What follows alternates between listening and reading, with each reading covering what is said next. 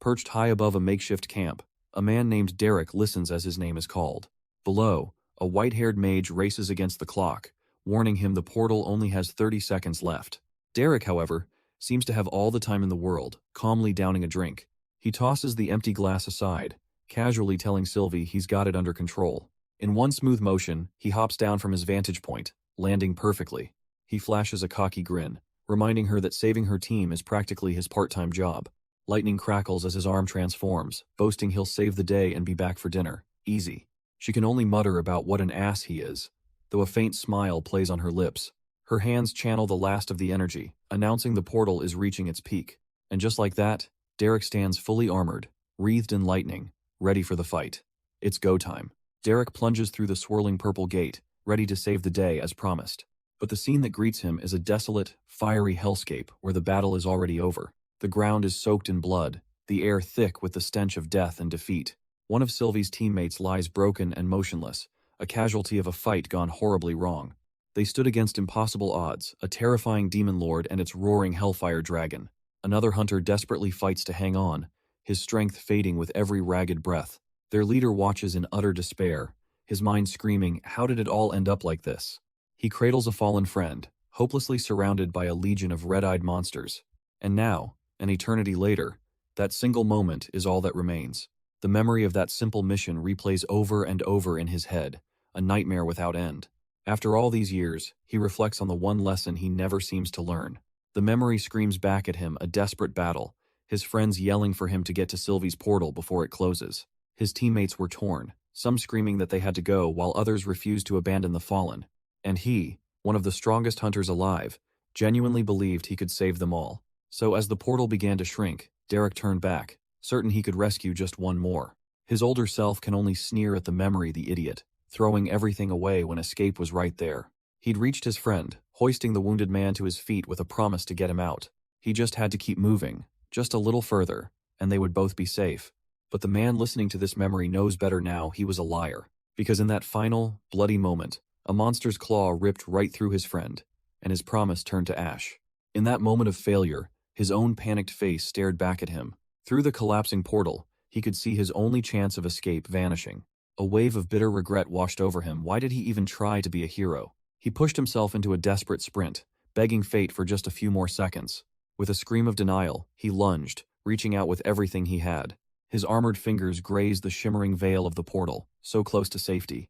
But with a sharp, violent snap, his escape route slammed shut. A sudden jarring shock shot through his entire body. His mind went blank, staring down in utter confusion. He could only ask himself what just happened, looking at the stump where his arm used to be. He jolts awake with a strangled gasp, the phantom pain of that day still fresh. Back in that endless void, he collapsed, wondering what he'd done to deserve this. Was it because he was too weak? Or did someone betray him? He gripped his spear, shaking his head, trying to banish the dark thoughts. Surely, Sylvie and the others were coming back for him. They had to be. He stared up at the abyss, waiting for a portal that never came, marking the passing days. But the days turned into weeks, months, years, and his marks began to fade into nothing. Trapped for decades, he trained, fought, and clung to the desperate hope of seeing the sun again. Then, after an eternity of silence, a sudden sharp chime echoed through the void. His eyes shot open, the unfamiliar sound cutting through his haze of despair. What was that? But that sound wasn't a rescue signal, it was a system error, blaring in crimson light. Panic sets in as more alarms shriek. The system is detecting him moving out of range? No, that's impossible. It warns him to move back into a system-controlled area, but there is no back. There is only the void. He screams, clawing at nothing. The system was his last connection, the only proof his old life was real. Tears stream down his face as he begs, pleading with the uncaring void not to take this from him. But with a final, devastating smash, the connection is severed, and he's left with nothing but his rage. There's no escape from this place, not even from the constant agony of his flesh cannibalizing itself to regenerate. It didn't matter how strong he became over the decades, the cracks in his sanity only grew wider. Even the marks he made to count the years, his last grip on time itself, have slowly vanished into the darkness. His eyes, once burning with hope, are now empty.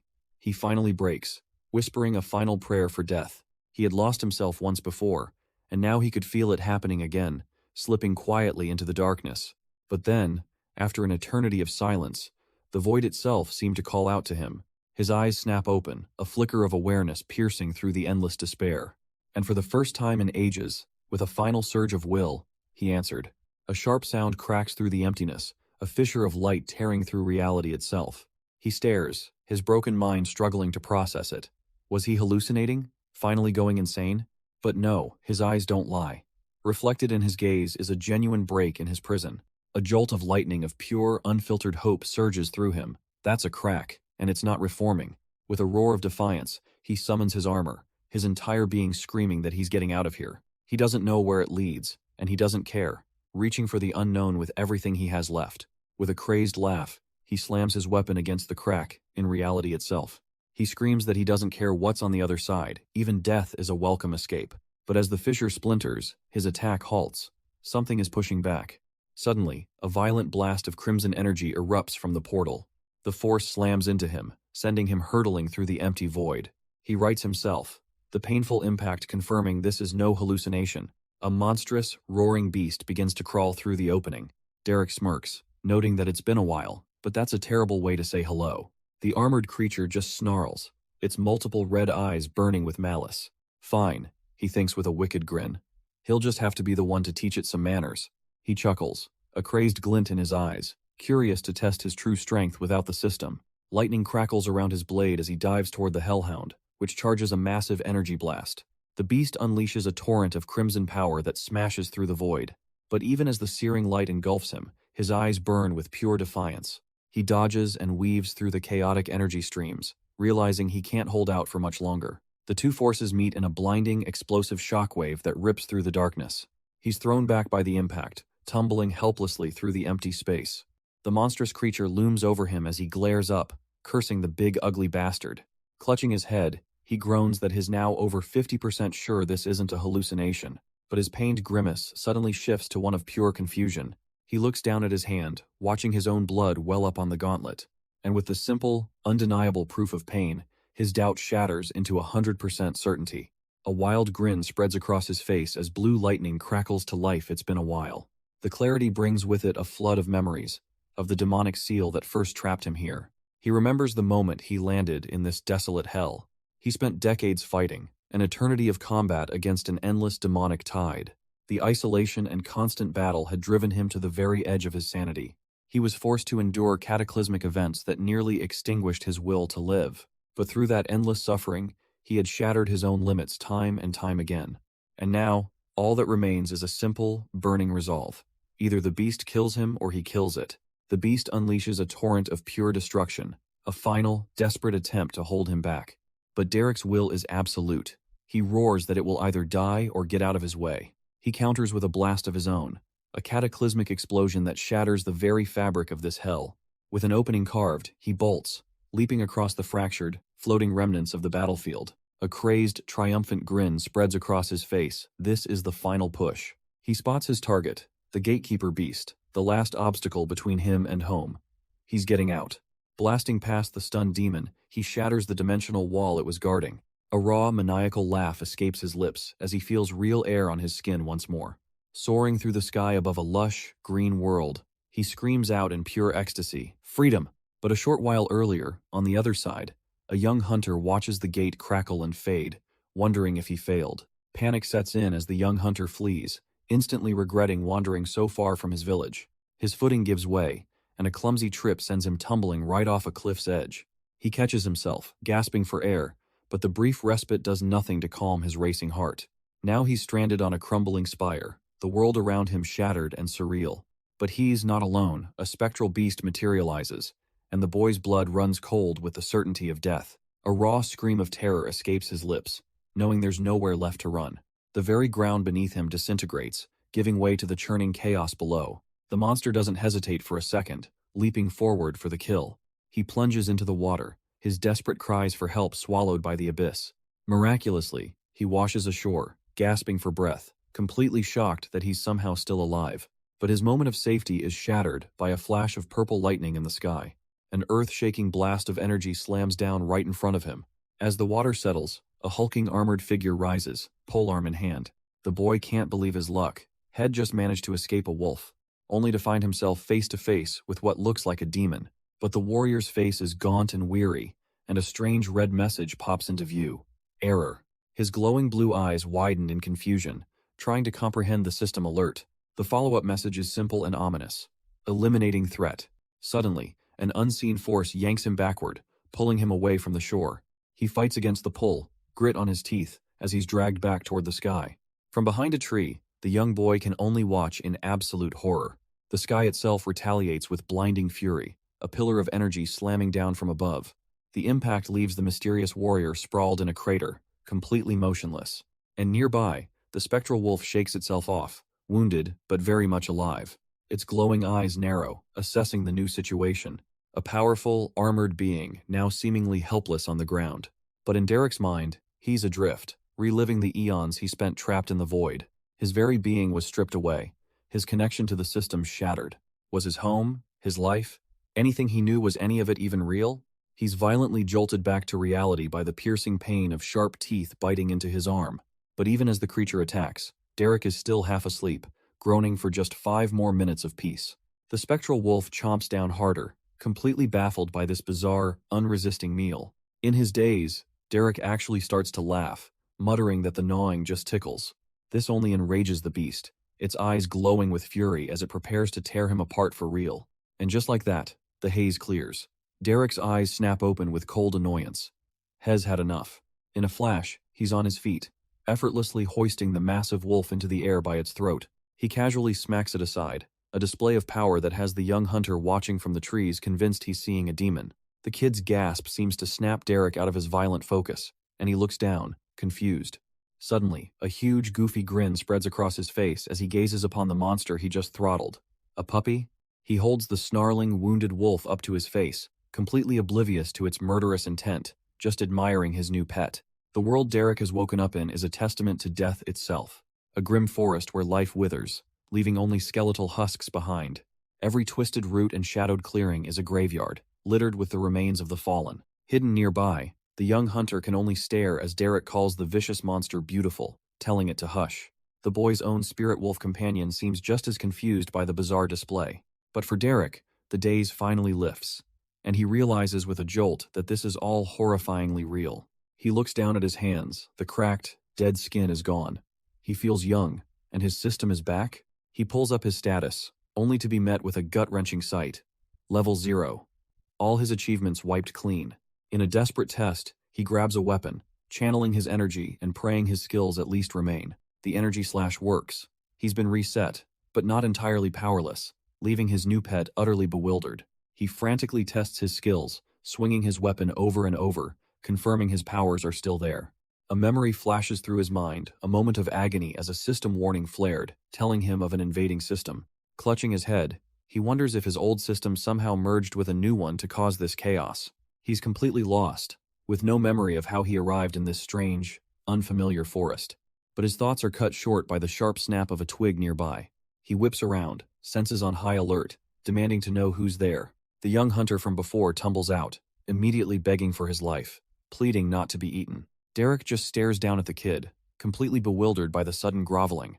The boy peeks up, sniffling, and asks if maybe he's not a man-eating demon after all. With his undead wolf draped over his shoulder, Derek sarcastically asks what about him could possibly look demonic. The undead wolf suddenly snaps, barking and lunging at the terrified young hunter. But Derek just grabs the creature and gives it a rough shake, scolding it like a bad dog as the boy watches in disbelief. He apologizes for the scare and properly introduces himself as Derek. The kid, still shaken, hesitantly replies that his name is Thomas. Derek seems amused, asking why a hunter would be afraid of this little thing, and questions what his level is. Thomas explains Hez not 13 yet, so Hez stuck at level 0, unable to even use the system. Derek freezes, processing this strange new rule you have to be 13 and get a kill. The words echo in his head, kill a creature, and a cold realization dawns on his face. In a flash, there's a sickening crunch as Derek's hand caves in the wolf's skull. Thomas is horrified, but Derek calmly states that the wolf was never a pet. Derek scoffs at the boy's naivety, explaining that at level 0, that pet would have shredded him. He then clutches his neck, telling the kid to give him a second as he braces for the system's reaction. A flood of notifications erupts, confirming he's unlocked the system and gained multiple levels at once. A wild, satisfied grin spreads across his face. This is the feeling of power he's been missing. But his celebration is cut short by a series of strange, new system windows. Red error messages flash a failure to eliminate a threat, followed by its successful suppression. He immediately understands. The new system tried to erase his old one, and it failed. Just as he's processing this incredible advantage, a loud grumble echoes through the clearing. All eyes turn to Thomas, who is blushing, clutching his very empty stomach. Derek's serious demeanor cracks into a smile, asking the starving boy if he's hungry. Without wasting any time, Derek gets a fire roaring to life. He starts roasting some of the wolf meat, the delicious smell filling the air as the boy watches on. He even conjures some clean water out of thin air for the parched kid. The boy is so thirsty he starts chugging it down desperately. Derek calmly advises him to slow down, lest he make himself sick. As the youth eats, Derek turns his attention inward, pondering how to access his original system. He has an idea. What if he tries to purchase a skill he already possesses, like meditation? The instant he clicks yes, his body jolts. The new system detects his dormant skill and begins a merge. A violent surge of energy explodes from him, causing him to cry out in agony. He quickly recovers, his mind reeling from the pain, only to see the system's incredible reward. Derek clutches his head as the system confirms it's suppressing a threat his old power. But a wicked grin spreads across his face as he realizes his skills aren't gone, just waiting to be upgraded. Later, the young boy nervously holds up a pair of mana clippers, worried he might slip while they're on the move. But Derek, now with a fresh haircut and fully healed skin, assures him it's fine while carrying him on his shoulders. As they travel, he reminds the youth of their deal. Tell him everything about this place, and he'll get home safe. The boy sighs, finally relenting, and begins to explain the truth of his world. He speaks of a great system that supposedly blesses everyone equally with classes and skills. But that's just a convenient lie. The system is anything but fair or equal. The nobles use it to hoard power for themselves, holding everyone else down in chains. They rig the game, forcing their children to kill caged monsters just to farm power and maintain their cruel advantage. The youth's hands tremble with rage as he recalls the cruelty of the nobles. It was their fault, he chokes out, that his parents met their tragic end. Lost in his grief, his hand slips, and he immediately starts begging for his life. Derek, however, is unnervingly calm, darkly joking that he'll wait to see the haircut before deciding his fate. He inspects the work in the mirror, smirks, and congratulates the terrified boy on getting to live. After traveling through the night, the sun finally rises over the mountains. Derek gently shakes the kid, who he now calls Tommy, awake on his shoulders. They finally arrive at the outskirts of a village, but the place looks eerily quiet and half destroyed. Spotting a broken signpost, Derek asks which way they need to go. The boy sleepily rubs his eyes and tells him he's from a place called Rainus Village. But as they get closer, the boy's eyes suddenly widen in dawning horror. He breaks into a dead sprint, screaming for someone named Mr. Jones, leaving a confused Derek to follow. Derek's pace slows as he takes in the grim reality of the village. Mutilated corpses litter the ground. The boy, however, doesn't stop, frantically throwing open the door to a nearby building. His desperate shouts die in his throat as he finally sees the person he was looking for. There on the floor, lying in a pool of his own blood, is the man known as Mr. Jones. The sight freezes the boy in place, pure, unadulterated terror washing over him. A firm but gentle hand rests on his shoulder, pulling him from his shock.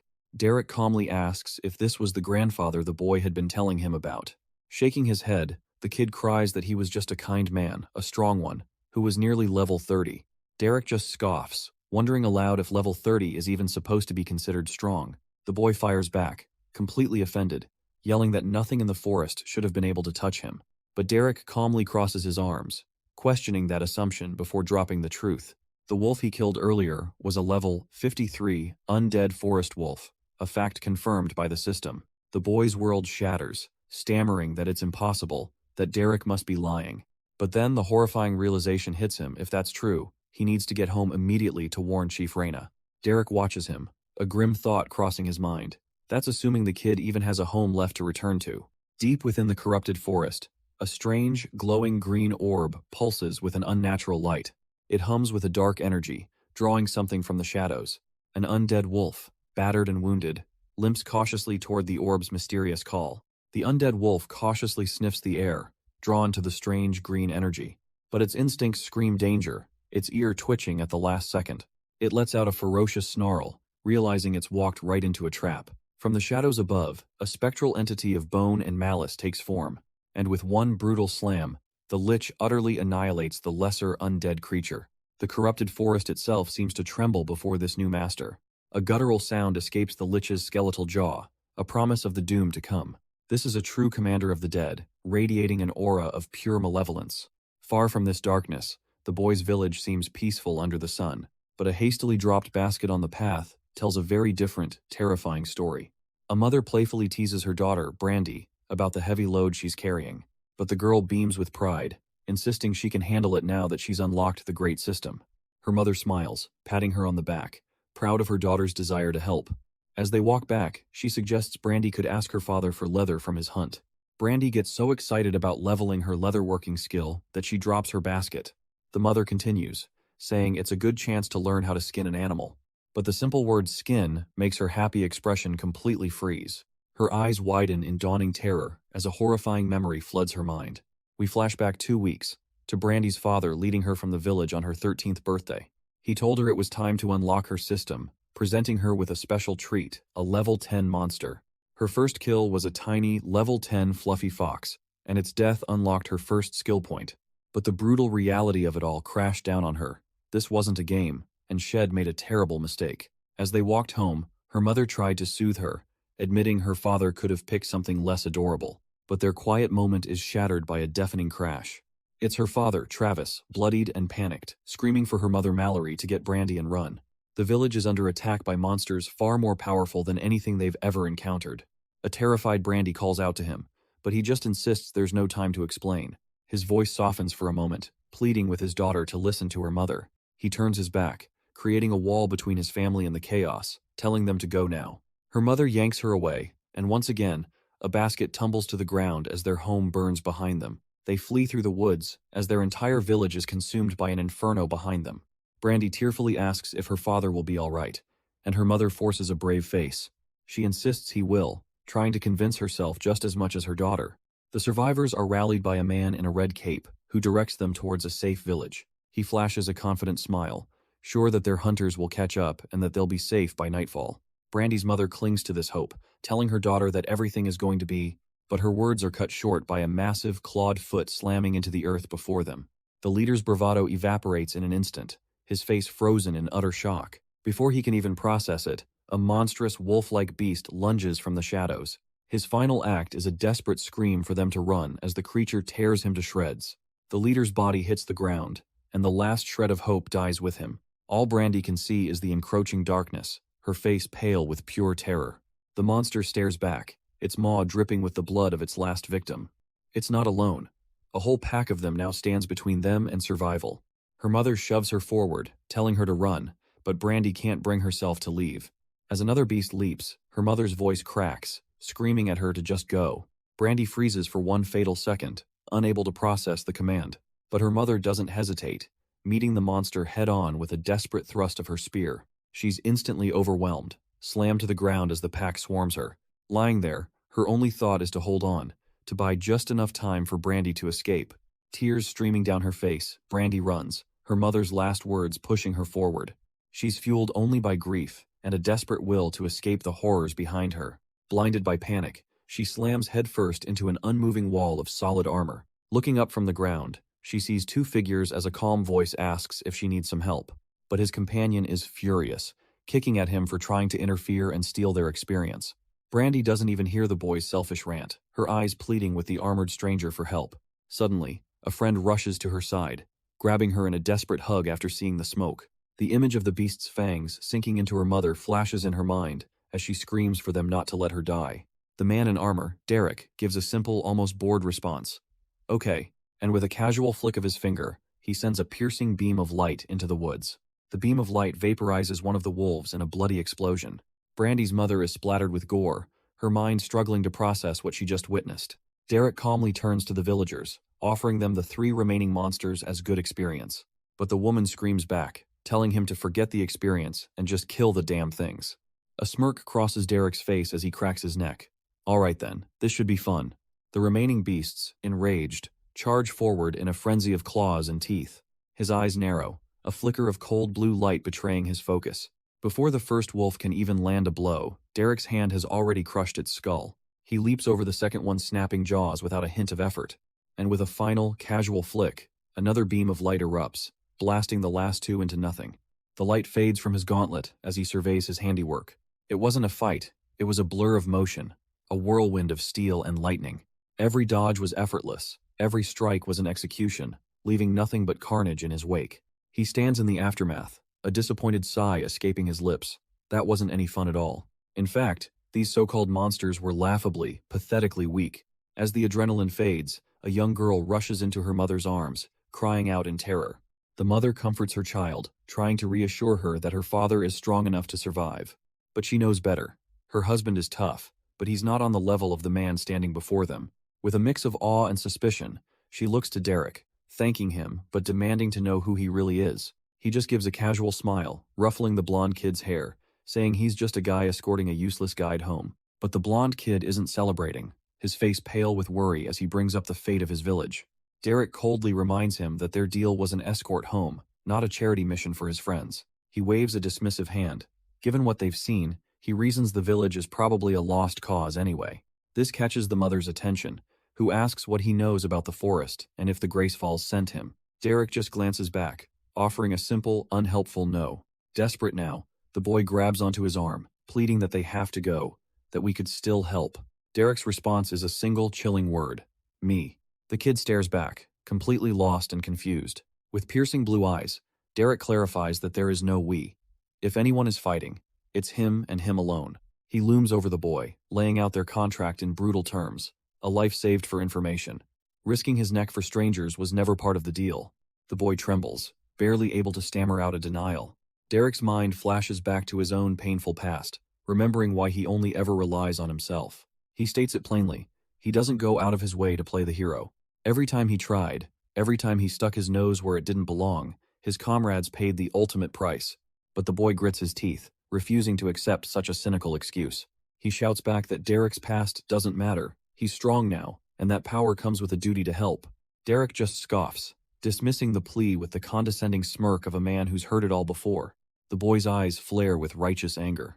He starts throwing useless punches against Derek's armor, screaming that nothing here can even hurt him. Finally, breaking down in tears of frustration, he screams that Derek isn't being practical, he's just being an asshole. Derek doesn't deny it for a second. He's exactly what the boy called him. He is an asshole, he explains, because in this brutal world, assholes live and heroes die. As the boy's fist flies again, Derek effortlessly catches it in his grip. He imparts a grim piece of advice: become an asshole, get strong, and only then can you try to be a hero. The kid can only glare, his righteous anger trapped by Derek's overwhelming strength. It's a harsh lesson, Derek admits, one so deeply learned that he sometimes forgets he's allowed to break his own rules. And with a sudden, powerful motion, he lifts the boy clean off the ground. The kid is completely bewildered, stammering as he's thrown onto Derek's shoulder. But Derek's gaze is now fixed with grim purpose, announcing they're going to save what's left of the village. The boy is left utterly speechless, his world turned upside down by the sudden declaration. And so the boy stands there, stunned, taking in the devastation of his home. But before he can process it, a hulking monster roars into view, with Derek standing firm as his only shield. A golden spear flashes into existence, and Derek's eyes flare with cold, blue light. The time for talk is over. The bear fiend lunges with a guttural roar, ready to tear them both apart. But its attack is met by a blinding slash of pure lightning, as Derek effortlessly parries the blow. His face is a mask of grim determination, focused entirely on ending this threat. After the dust settles, they walk in silence through the smoldering remains of the village. The boy sees the horrific cost firsthand: fallen villagers and even his own slain beast. A heavy realization settles in his heart. Derek wanted him to see this, to understand this. Derek finally speaks, his voice low, confirming the brutal lesson. This is what happens when you aren't strong enough. The devastating truth finally sinks in for the boy. This wasn't a rescue, it was a recovery mission. But as they continue, Derek suddenly holds out an arm, stopping him cold. The boy's mind races, thinking another beast is lurking, but Derek simply tells him to wait and listen. His gaze is locked onto a pile of rubble, a flicker of movement catching his eye.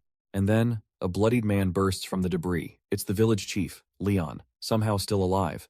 Overcome with relief, the boy ignores Derek's warning and sprints towards him. The wounded chief is stunned to see him, asking what he's doing in such a dangerous place. Leon's gaze then shifts past the boy, to a fallen man just a few feet away. It's Brandy's father.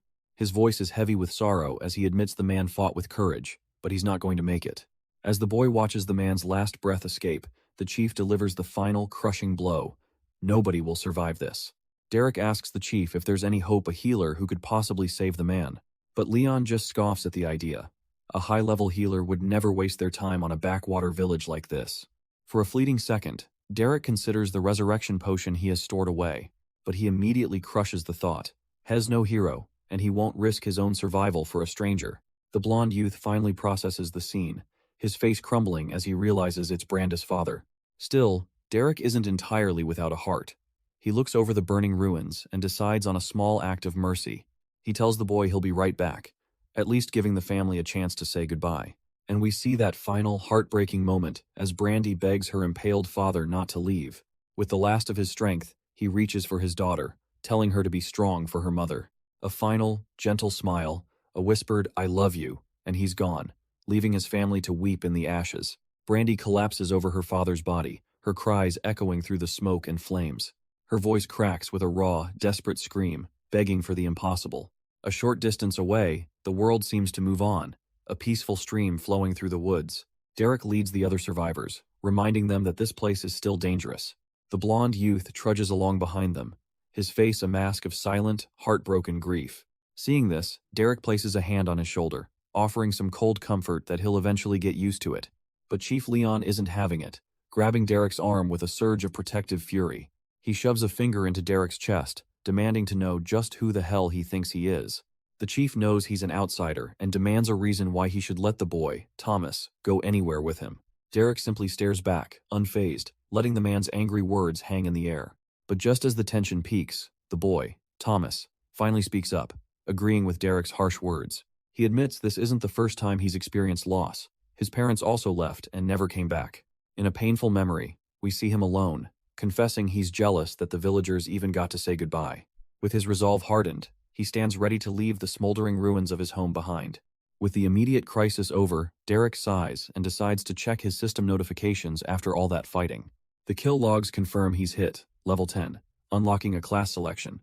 He hopes he can pick his old one, but when he swipes to the options, his jaw drops. Forget his old class, these choices are on another level. First up is the Shadow Brawler, a rare class that lets him become one with the darkness itself. Then an epic option appears, the Chaos Glaive, a warrior who personifies pure destruction. And finally, another epic class, the Eternal Guardian, a survivor reborn as their own protector. All these incredible classes Derek scoffs, wondering how he's supposed to choose just one. They're all so powerful, but as he's about to decide, something else catches his eye. A sudden flash of memory, the weary face of Chief Leon after their desperate battle for survival. He starts to tremble as the system window glitches, revealing a hidden choice that wasn't there before. Champion of the Void, an epic class born from his personal hell, declaring that the Void itself has chosen him. He remembers that endless, hungry darkness, a prison that defined his entire past life. It was never a teacher or an ally, it was a brutal master, a force of pure, unforgiving torment. He remembers the feeling of his very spirit cracking, shattering under its immense weight. The Void had beaten him, broken him, and utterly consumed his old self. But in that abyss, he found what no one else could: control. He and the Void were one. He accepts. A torrent of violet energy erupts from Derek's body as the system accepts his choice.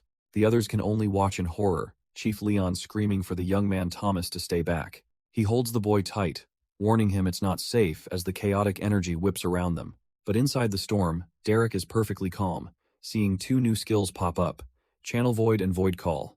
With a smirk, he thinks he might as well give them a try, gathering the volatile energy into a perfect sphere. Suddenly, the storm just stops. Leon and Thomas stare, baffled by the sudden silence. Derek looks up, his eyes cold and focused, and utters the name of his new skill, Void Call. A massive beam of pure void energy erupts from his body, shooting across the wasteland. It slams directly into Chief Leon, who braces for death, but the energy feels warm. The void power knits his wounds shut, and Derek stands there, a master of the abyss, not its slave. A wicked grin spreads across Derek's face. This void power is absolutely incredible. But his satisfaction is cut short as a second, violent beam of purple energy crashes down from the sky. Chief Leon and Thomas can only stare in disbelief, wondering what kind of power this truly is. Elsewhere, that same power brings only ruin, leaving a family shattered in its wake. The beam tears open the very fabric of reality, leaving a swirling vortex of destruction. Derek looks up, his confidence evaporating as he feels a sinister presence approaching. From the portal emerges a monstrous void beast, summoned by his own careless call. He can only watch in stunned silence, realizing the terrible scale of what he's just done. Leon, his wounds completely healed, is speechless, asking Thomas where on earth he found such a man. All the while, the innocent victims of his power can only tremble, lost and afraid. But instead of terror, Derek is absolutely thrilled. He's getting his very own summon. The colossal void beast towers over him, a living storm of destructive purple energy. He stares into its monstrous face, filled with rows of teeth, and decides on a name: Asher. Derek sizes up his new companion, noting it's a bit smaller than the last one, but he can work with it. Leon and Thomas can't believe their eyes. Is he smiling? Does he not understand the danger? But Leon senses something more. He thinks he might actually be able to control it, as Derek asks Asher to sit. The beast doesn't listen, so Derek decides to teach it some manners with a forceful hand. A wave of concussive force slams the creature into the side of a cliff. Leon screams Derek's name in alarm, holding Thomas back from the chaotic display of power. A hand, glowing with raw energy, digs into the ground, bracing for what comes next. His void armor clatters into place, his expression hardening. Asher shouldn't have done that now. He has to be put down. The void beast digs its claws into the earth, roaring in defiance, completely unimpressed by the threat. With a quick glance back, Derek orders the two villagers to get out of here, now. Leon and the boy don't hesitate, scrambling for safety as a blade of pure energy materializes in Derek's hand. His eyes narrow with lethal focus. He can't afford any distractions getting in his way. He tries to run an identify scan, but the system fails him. This thing, it's an unknown entity, outside the rules. Derek cracks the very ground beneath his feet, remembering how he could barely scratch a similar beast before. And with that grim thought, he launches himself forward, a flash of purple energy streaking towards his target. He dives from above, weapon ready for a killing blow, knowing there is zero room for error. But Asher moves in an instant, its colossal maw snapping shut with a thunderous crack right in front of his face. Rather than dodging, Asher simply raises its hand and catches the full force of the void blast. Derek can't believe it. His attack was stopped with nothing more than its palm. Before he can process the shock, the monster is on him, swiping with a claw the size of a car. He tries to pull back, but a beam of pure destructive energy erupts from Asher's mouth. The impact sends him spiraling through the air, his armor cracking under the sheer force. Hes not just overwhelmed by the power, he can't even comprehend its impossible speed. Asher is already above him again, fists raised to smash him into the ground for good. Derek barely evades with a burst of energy as the ground where he lay is obliterated. But even the shockwave is enough to make him cough up blood, his body failing. He lies broken on the scorched earth, thinking maybe if he plays dead, the nightmare will leave him alone. But Asher wasn't having any of it, unleashing a torrent of void energy right on top of him. The beast wasn't just trying to kill him, it was pulverizing him without a shred of mercy. A warning flashes as his health plummets below 20%. He has to activate meditation now. Pinned down by the raw power, he knows he needs to get this monster off of him immediately. With his health ticking down to 19%, Derek musters his strength for a desperate counter-thrust. But his attack is met with pure contempt, as Asher simply snatches the blade in its teeth. He's then slammed into the rocks with bone-shattering force, his health dropping even further. The beatdown is relentless. 17%, 16, 15 each blow, bringing him closer to death's door. Another devastating smash lands, and his health continues to drain away into nothing. And someone is watching this brutal one-sided slaughter, a young boy with tears streaming down his face. The boy watches, remembering the moment his village fell, with Chief Leon screaming for them to run from the blast. But in the present, Derek clings to life with one desperate thought. For that boy's sake, he has to survive. The Void Beast, however, couldn't care less, gathering another sphere of destructive energy. Derek is engulfed in the blast, realizing with horror that his regeneration isn't nearly fast enough. His health bar flashes, ticking down past 13% as he frantically searches for a way to fight back. With a sickening crack, his armor and the bones beneath it shatter from a brutal impact. Yet in that moment of agony, his eyes blaze with defiance. He's found it, spending his last point to learn a new skill. A wave of excruciating pain courses through him as the system begins merging his dormant abilities. Asher slams down for the killing blow, just as a notification declares the merge a success. Heavy Weapons Master, level 20. A torrent of dark power erupts from Derek's body as the master skill is instantly upgraded. The ground erupts as raw, untamed energy tears through the battlefield. Reborn in the chaos, Derek becomes a whirlwind of lightning and steel, carving through the void beasts. Wielding a new polearm, he leaps through the air, bringing it down with lethal intent. Blood streams down his face, but his eyes glow with nothing but cold, unyielding fury. His blade meets Asher's claws in a cataclysmic explosion of force that shakes the very air. He pours every ounce of his newfound strength into the blow, roaring for it to just push through. But it's no use. To his horror, he realizes the void itself is simply nullifying his attack. Backed into a corner, he remembers there's still one thing he hasn't tried. If his power won't work, then he'll have to fight fire with fire. Reaching for the abyss, Derek begins to channel the very same void energy he's been fighting against. With a final, desperate roar, he unleashes a monstrous claw of pure void energy. It smashes directly into the void beast's defenses, which shatter with a deafening crack. The resulting explosion of purple light is apocalyptic, scouring the entire battlefield. When the chaos finally subsides, Derek's feet touch down on solid ground once more. He stands there, breathing heavily, clothes torn and bloodied but victorious. Looking down at his fallen foe, he can't help but feel a grim satisfaction, and the system agrees, showering him with rewards. But his victory hasn't gone unnoticed. Far away, a sharp knock sounds on an elegant door. An attendant enters, informing his mom that he has news she'll want to see. He presents a report. An abnormal portal energy signature has been detected of Void Beast. The attendant confirms it without a doubt, and the powerful woman at the table finds this development very interesting. Her interest piqued. The noblewoman gives a simple, decisive command. Send a hunter. And as that order is given, elsewhere, a long, weary procession of refugees shuffles through the woods. But then, a woman in the crowd stops, her eyes widening in disbelief. Could it be? It's him! Their chief, Leon, has returned, marching grimly towards them with the few survivors he has left. A wave of relief washes over them as they rush forward, desperate for answers. Can they finally go home? But one look at their chief's haunted face tells a completely different story. He grits his teeth, the unspoken truth a crushing weight on his shoulders. A single tear streams down his blood-stained cheek, a silent testament to their terrible losses. And then, the words fall like stones. There is nothing to go back to.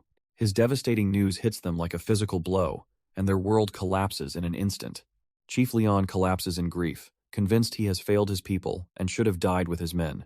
But a young boy's shout cuts through the despair as he spots a familiar face. It's Derek, Hez alive. The kid rushes to hug him, and Derek smirks, asking if he really thought some monster could kill him. Flustered, the boy can only stammer that he's just happy he's back. Derek then approaches Brandy and her mother, offering his sincere condolences for their loss. But he offers more than just words, revealing he secured her husband's body in his storage bracelet. The two are completely stunned he did that for them, so they could have a proper funeral.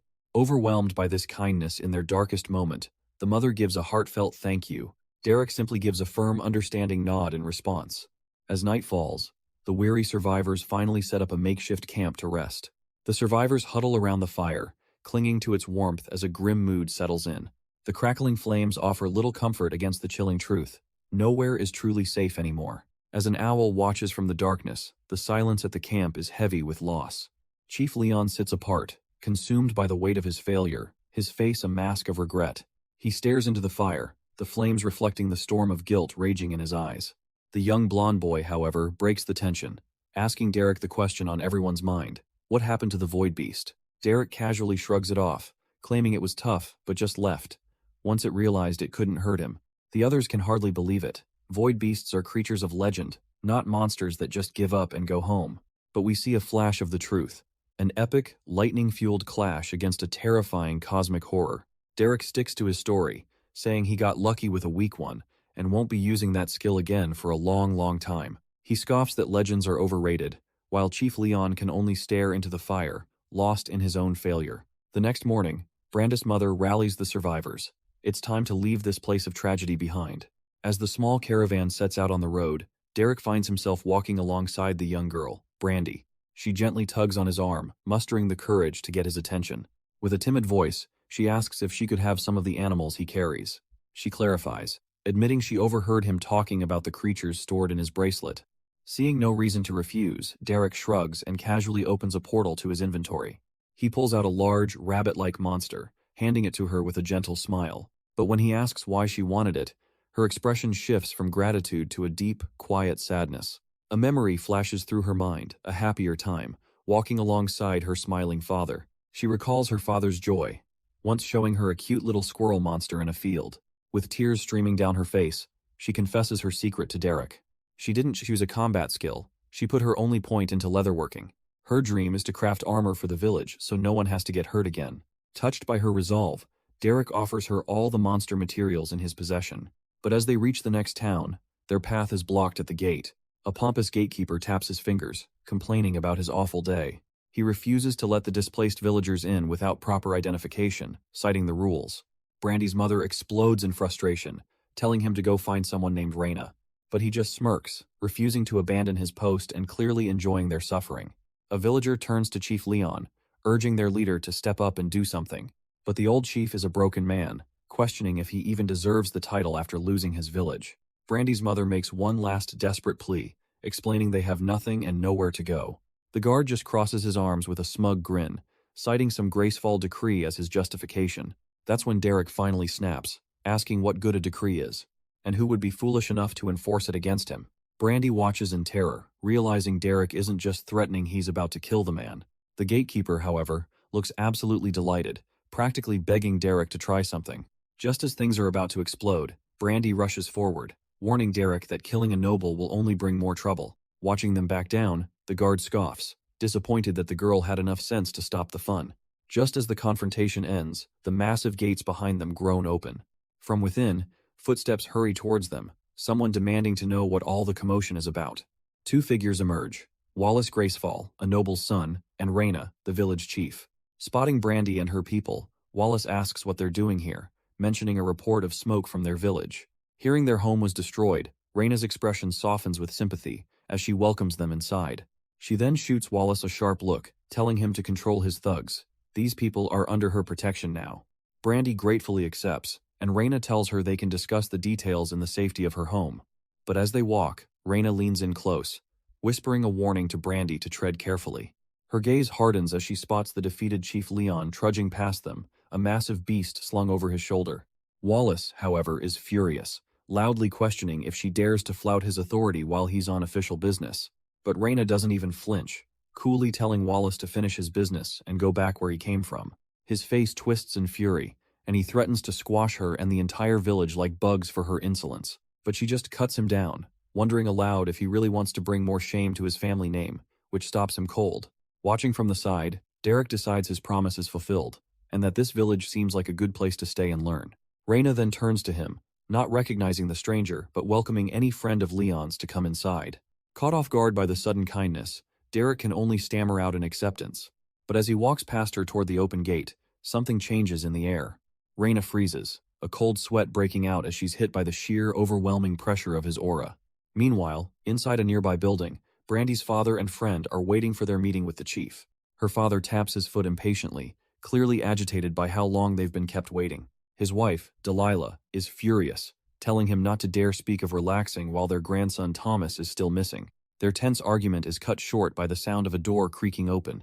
Both of them turn, startled and a little annoyed by the interruption. Delilah immediately launches into a tirade, demanding to know what was so important that Raina kept them waiting. But the angry words catch in her throat as her face pales in utter disbelief. A young boy bursts into the room, joyfully crying out for his grandma and grandpa. It's Thomas, their missing grandson, who barrels straight into Delilah's arms. Overwhelmed, his grandfather Richard can only wipe a tear from his eye. The three of them collapse into a tight, tearful embrace, a family finally whole again. Raina then steps into view with Derek and Leon, asking with a knowing smile if this reunion was important enough. Derek watches on, a quiet satisfaction in his eyes, seeing Thomas finally safe and happy. With the tears dried, he calls for everyone to gather around the table. Raina takes the lead, laying out a map as she begins the important discussion. She looks directly at Derek, explaining she's heard he is the reason any of them are still alive. With a solemn bow of her head, she offers him her deepest and most sincere gratitude. Nearby, Thomas squirms under his grandfather's loving attention, a living symbol of what was saved. But Derek just brushes it off with a cool smirk, telling her to drop the formalities. Raina's eyes narrow. As a chief, she understands the weight of what he did. Leaning on the table, she prepares to make a difficult and honest confession. If he's looking for payment, she states plainly, then she is sorry to say she has nothing to offer. She confirms their fears. The village is stretched thin and has nothing to give. But Derek isn't some arrogant noble trying to bribe a farmer for a drink. The very mention of payment makes him scoff. He explains that Thomas already repaid him by helping him out in the first place. With that settled, he steers the conversation to what they should be worried about: their forest. Reina's eyes widen. The forest problem? She leans in, desperate for any information. He tells them he has a theory, one based on how the system worked in his old world. With cold certainty, he gives their crisis a name: a dungeon break. He begins to explain the concept of dungeons, the glowing purple portals that fueled his entire past life. They were chaotic sources of immense power, treasure, and of course, unparalleled danger. He describes them as self-contained worlds, crafted by the system to test and reward the brave.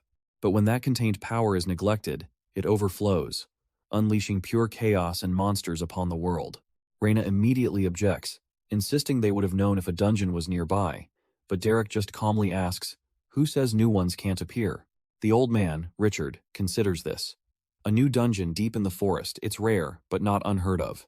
And as the horrifying possibility settles in, he realizes with a jolt that it would explain everything. Reina looks to him for confirmation, and he admits that Derek's theory, while wild, is the only one that makes sense. Suspicious of his knowledge, she points to their map and asks him where exactly he's from. Derek coolly replies that he never said, pushing his chair back and changing the subject. He gets up, casually suggesting that maybe those arrogant nobles outside can handle it, since that's why they're here. But before he can leave them to their fate, Reina calls out, telling him to wait. Swallowing her pride, Reina acknowledges he's strong and that they have nothing to offer him. But with a look of desperation, she formally asks if he would please help save their village. Derek lets out a long, weary sigh, clearly unimpressed by the appeal to his better nature. Without even turning around, he shatters their hopes with a single, cold word: no. He then calls out to Thomas, telling the young man to come walk with him. Thomas looks up, startled and confused by the sudden command. Derek walks out, explaining he needs to find that little girl to give her some more animal pelts. The door shuts firmly behind them, leaving the village leaders in stunned silence. Richard is the first to speak, admitting to Reina that, unfortunately, Derek has a point. She agrees but fumes that he didn't have to be so blunt, realizing they now have to figure this out, and fast. With Derek gone, Reina turns to the one person who spent the most time with him, Chief Leon. She needs to know what his real take is on their mysterious and difficult guest. Leon pauses, his expression hardening as he recalls his encounters with the man. He struggles to find the words, explaining that Derek is moody, sarcastic, and asks far too many basic questions. Reina leans in, sensing there's a much bigger piece to this puzzle he's holding back. Then, with a bead of sweat on his brow, Leon reveals the terrifying truth: Derek can summon the void. Miles away from their heavy discussion, Derek and Thomas are casually strolling through the village streets. He asks the boy where he might find Brandy, figuring it shouldn't be too hard in a place this small. But their conversation is cut short by the sound of an angry voice shouting from a nearby alley. They turn the corner to find Brandy desperately clinging to her pelt as a noblewoman tries to rip it from her hands. With a final cruel yank, the noblewoman rips the pelt away, a smug grin on her face. She taunts the fallen Brandy, mocking her and threatening to use this as an excuse to punish the chief. Admiring her prize, she turns to leave, completely oblivious to what's behind her. A solid bonk interrupts her victory lap as she walks straight into a stone wall of a man. Her annoyance instantly curdles into pure, unadulterated terror. Derek looms over her, his eyes glowing with cold fury, his unspoken command echoing in her soul: drop it. But before she can even process the order, a sword slams into the ground nearby. Wallace Gracefall and his entourage have arrived, absolutely furious that a commoner would dare touch a noble. He snarls at Reina to move aside, warning that if she doesn't, heads will roll. But Reina stands her ground, holding the noblewoman back, and declaring she won't let them fight in her village. Reina watches Derek hold the noblewoman, thinking he hasn't even been here a day and is already causing chaos. She knew it, the village chief was right to be wary of this man from the very beginning. The tension sends ripples through the village, with Brandy breaking down in tears as young Thomas tries to comfort her. But Wallace just smirks, ready to escalate things, practically daring them to make a move. Derek, however, has absolutely no time for this drama. He casually tosses the noblewoman back at Wallace's feet, telling him he can have her. He then turns to the stunned villagers, announcing that this was perfect timing, as he was about to leave anyway. Thomas and his mother are floored, the boy heartbroken that Derek is already breaking his promise. But Derek just shoots him a reassuring grin, promising he'll be back and telling him to train hard. He then hands the boy a small, strange creature, a parting gift to practice with while he's gone. As he and Reina depart, Derek gives Thomas one last, crucial instruction for his training. But before they can leave, Wallace steps forward with a sneer, trying to get the last word in. In a flash, Derek is standing before the entire group, cutting the noble off before he can finish his threat. He leans in close, his voice a low whisper, promising to keep his message short and simple. If Wallace or his lackeys ever lay a hand on anyone in this village again, he will personally kill them. The sheer killing intent washes over the other nobles, freezing them where they stand. Even Reyna, walking right beside him, is stunned by the suffocating aura he's suddenly unleashing. Thomas and Brandy can only stare, wide-eyed, finally seeing a glimpse of his true power. The village chief looks on in grim silence, now fully understanding the kind of being they've been housing. Because the pressure radiating from Derek isn't just strength, it's absolute, unadulterated terror. Wallace, seething, gives a simple order to one of his men. Follow him.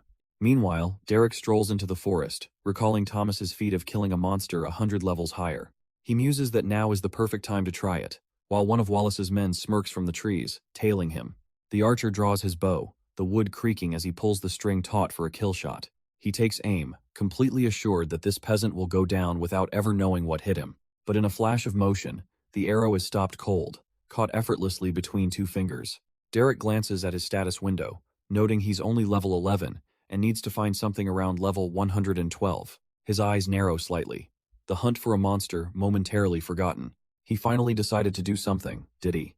A faint smirk plays on his lips. He's known the guy was following him for the last hour. He casually bats the arrow away while reviewing his pitifully low stats. But wait, a flash of light reveals 2 new achievements, granting him free skills. The archer freezes, his mind reeling. He never misses. It's impossible. Shaking it off, he reassures himself the idiot didn't even notice, and draws his bow again. He lets another arrow fly, which explodes right at Derek's feet. A cold voice cuts through the silence. Derek's had enough, asking if he minds, as he's busy picking a skill. The hunter's face drains of all color. He knew. He was just being toyed with. As Derek fully turns, the predator becomes the prey. Nope, not today. The archer's survival instincts scream at him to get out of there. He flees for his life, a single question pounding in his head. Who is this monster? He glances back, panting, hoping against hope that he actually managed to escape. But nope. Derek is already perched on a branch ahead, casually debating between stone skin and magic resistance. The archer screams and dives away as Derek effortlessly kicks off the branch to give chase. He's right behind him in an instant, still pondering if the thorn's skill might be a better choice. In a desperate gambit, the archer leaps, grabbing onto another tree branch. From his new vantage point, he turns to face his pursuer. With a furious roar, he unleashes his ultimate skill, Deadeye's Barrage. A storm of arrows rains down, but Derek just looks up, thinking how lame it is to yell out your attack name. The volley of projectiles slams into the forest with a deafening explosion. The archer gasps for breath, clinging to the tree, wondering did he finally get him. As the smoke clears from the impact, the archer clings to the tree, filled with a desperate, fleeting hope. But a voice from a branch above him casually remarks, "Almost." It's Derek, looking utterly unimpressed and not even scratched. Before the archer can even scream, a lazy backhand sends him crashing down, a harsh reminder that Derek chose magic resistance. His job done, Derek simply turns and walks away without a second thought. The battered archer, Joffrey, stumbles back towards his camp, his pained groans alerting his comrades. His leader, Wallace Gracefall, grabs him, demanding to know if he at least killed their target. Joffrey looks up in pure terror, admitting he couldn't even put a single scratch on the man. The confession leaves Wallace stunned into silence, the terrifying implications sinking in. He turns to his other nobles, his decision made in an instant. They're gathering their things and returning to Torith now. One of his men, the noble in the blue beret, stares back in disbelief, asking if they are actually fleeing. Wallace glares, his pride overriding his fear, telling his man they're not fleeing, they're calling for reinforcements. Meanwhile, Derek is miles away, casually strolling through a serene forest at sunset. He decides to kill some time and test out one of his newer, less used skills. He starts by identifying the most basic things around him, a rock, a tree, anything to grind some easy XP. Just as he's getting into a rhythm, he spots a small creature in the grass and points. The system window flashes. A horned rabbit, level 54.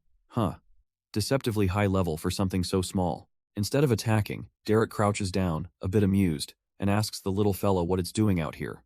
The rabbit just stares back, completely unfazed by the monstrously powerful being in front of it. He can't help but smile, thinking the little thing is actually pretty cute.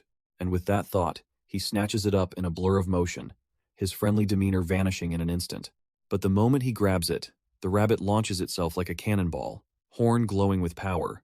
Derek is completely caught off guard, barely dodging the lightning-fast headbutt. The creature's horn smashes into a thick tree trunk with a resounding crunch. He swings the furious ball of fluff around, wondering what he ever did to provoke it. Landing with a sharp skid, the rabbit immediately squares up, ready for more. It glares at him, cheeks puffed out in pure, unadulterated rage. A slow, amused smirk spreads across Derek's face. All right, so this little guy wants to go. With a soft crack of his knuckles, he accepts the challenge. The time for playing around is officially over. The rabbit answers by firing a powerful beam of energy straight from its horn. Derek effortlessly weaves through the beams of light, barely even breaking a sweat. In a flash, he snatches the furious creature right out of the air. He holds the squirming ball of fluff, amused by its sheer audacity. The rabbit fights back the only way it can, sinking its tiny teeth into his thumb. A damage notification pops up a measly 26 points, which Derek just laughs off. But then, a sudden thought stops him cold. Wait a second. He realizes that while 26 damage is nothing to him, to someone like Thomas, an attack like that could have been instantly fatal. He gently places the little monster back on the ground, his decision made. It's just not high level enough to be worth killing, so he bids the psycho murder bunny farewell. The horned rabbit is left absolutely fuming, insulted that it wasn't even worth killing. Meanwhile, Derek turns his mind to his next skill choice, a restorative ability. A small smile plays on his lips as he considers the possibilities. The system presents 3 options: Cure Toxin, the Selfish Life Leech, and the Versatile Rejuvenation. Logically, Life Leech is the best for self-sustain, but for some reason, he finds himself pausing. Instead, with a decisive tap, his finger lands on Rejuvenation. The skill is learned, and his true motive surfaces a memory of the villagers he just abandoned. But that very thought brings a bitter taste of regret. If he was going to do this, why did he leave? He'd finally found people after so much time alone, only to bolt for a cheap achievement. He clenches his jaw, disgusted with his own impulsive decision. He tries to convince himself he did the right thing, that his presence would have only brought them danger. With a steely gaze, he pushes down the regret, deciding this path is for the best. His thoughts are shattered by a sudden, stinging blow that sends him stumbling. Whipping around, he scans the woods, wondering what in the world just hit him. And of course, it's the tiny horned rabbit, looking at him with an oddly judgmental stare. Before he can shoo it away, the little creature shoots past him like a fuzzy, glowing bullet. Its true target reveals itself a grotesque, decaying wolf lurching out from the undergrowth. The rabbit's cute face twists into a mask of pure, murderous intent. Derek is frozen in place as a symphony of savage bites and whimpers fills the air. It hops back nonchalantly, splattered in blood, leaving him to question everything he knew about herbivores. Derek comes to a simple, undeniable conclusion. This bunny is a complete psychopath, and the little murderer just sits there, covered in gore, looking utterly unimpressed. With a shrug, he decides to let it tag along, warning it not to slow him down. So begins the strange journey of a man and his newly acquired, bloodthirsty companion. As night falls, they make camp, with Derek fanning the flames of a small fire. The rabbit proves its worth, viciously taking down a massive boar for their dinner. He can't help but give the grumpy little furball an appreciative scratch on the head. The two unlikely partners rest by the fire, an odd sense of camaraderie between them. But the next morning, the rabbit is already awake, zipping past him in a flash. As Derek stretches out the morning stiffness, his tiny companion waits impatiently to get going. With a newfound nickname for his companion, Derek tells the murder bunny it's time to go. But the rabbit remains behind, watching him with an unreadable expression. He stops, confused, finally noticing that he's walking alone. It seems they've reached an invisible boundary, a line the rabbit will not cross. He realizes with a wry smile that this is as far as their journey together goes. The little creature gives a defiant stomp, a final, grumpy farewell. Derek offers a parting wave, figuring it doesn't need luck with how terrifying it is. He turns away, accepting that this strange companionship was always going to be temporary. But the sudden solitude triggers something deep inside, forcing him to calm his racing thoughts. A familiar void appears in his mind, a reminder that he's only alone now because he chooses to be. He walks through this strange, desolate mindscape, a world of his own making. But suddenly, a pulse of vibrant green energy catches his attention. There it is. He instinctively uses his Identify skill to analyze the mysterious orb. The system reveals its nature: an undying dungeon, level 100, and in a state of extreme overflow. He thinks for a second a dungeon that dangerous would almost certainly have what he needs for his achievement, but he immediately dismisses the thought. He knows nothing about this world's dungeons and isn't risking getting trapped again. Deciding to turn back, He figures Thomas should have his system by now, oblivious to the monstrous form taking shape behind him. As he mutters about the entire trip being a waste, a strange sizzling sound echoes through the clearing. He whips around, his senses screaming that he's no longer alone. A terrifying horned lick erupts from the very ground, its powerful roar washing over him. But instead of shock or fear, Derek just cracks a wry, almost welcoming smile. His system identifies the creature, an acidic ghoul, level 115, a certified disaster. For Derek, though, it's a gift. A grin spreads across his face. This is exactly what he needed. He's been bottling up his frustration for far too long, his weapon already materializing in his hand. The ghoul lets out a monstrous roar, completely oblivious that it's the prey here. Because what Derek really wants right now is a punching bag to unleash on. Purple lightning explodes around him as he blitzes forward, a blur of pure power. He swings his spear in a massive, crackling arc, meeting the ghoul's lunge head-on. With a flash of violet light, the monster's entire arm is sliced clean off its body. Derek glances back, utterly unimpressed, wondering if that's really all a level 115 monster can do. The ghoul's severed arm simply gurgles back into existence, its regeneration kicking in instantly. It lunges forward, spectral energy whipping out to ensnare its unexpectedly tough opponent. With its other arm, it unleashes a vicious, blood-red slash meant to tear Derek in two. The blow connects with a jarring thud, but Derek manages to brace against the force. He twists away and retaliates, ducking under a claw to land another clean hit of his own. Skidding to a stop, he sees the ghoul finally acknowledge that he might be stronger than it thought. A few scrapes on his face are nothing. He's barely even winded. A dark smile spreads across his lips as void energy begins to swirl around him. He thinks this might actually be fun. In response, the ghoul summons a massive, ethereal axe, its power looming over the battlefield. Derek just watches, completely unfazed, ready for the real fight to begin. The ghoul swings its new toy, bringing the massive spectral axe down with crushing force. Derek grunts, bracing himself as he just barely manages to parry the devastating blow. But that was just a distraction. His eyes ignite with purple light as he overcharges his spear with void energy. With a powerful leap, he hurls the crackling weapon like a javelin of pure destruction. It punches right through the lich's chest, causing the monster to roar in agony. The creature isn't down yet, though, swinging its own axe in a desperate, furious counterattack. It then unleashes a torrent of acid, and Derek can't help but scoff. Is this pathetic display really a level 115? The corrosive liquid sizzles as it melts away his armor and splashes across his skin. Yet he stands firm, void energy flaring, utterly disappointed. Is this truly what passes for strength in this world? With a firm squeeze, he gathers the crackling void energy into his weapon. A wicked grin spreads across his face. This thing's best attack was a joke. The lich can only let out a silent, terrified scream as it faces true power. In an instant, Derek unleashes a massive pillar of purple annihilation. The beam of pure destruction vaporizes the monster and carves through the landscape. A tidal wave of system messages floods his vision, multiple level-ups, and a brand new achievement. But as the purple glow subsides, his victory feels hollow. He's just annoyed. The ground around him sizzles, covered in the remnants of the corrosive acid. He slumps down in frustration, realizing the pathetic attack still managed to ruin his armor. With a sigh, he dissipates the ruined armor, deciding to store it until he can find a way to repair it. He pulls off his tattered shirt, annoyed that his earth-bought clothes are all but destroyed. The thought of having to wear one of this world's basic tunics absolutely disgusts him. But for now, it seems he's stuck going shirtless.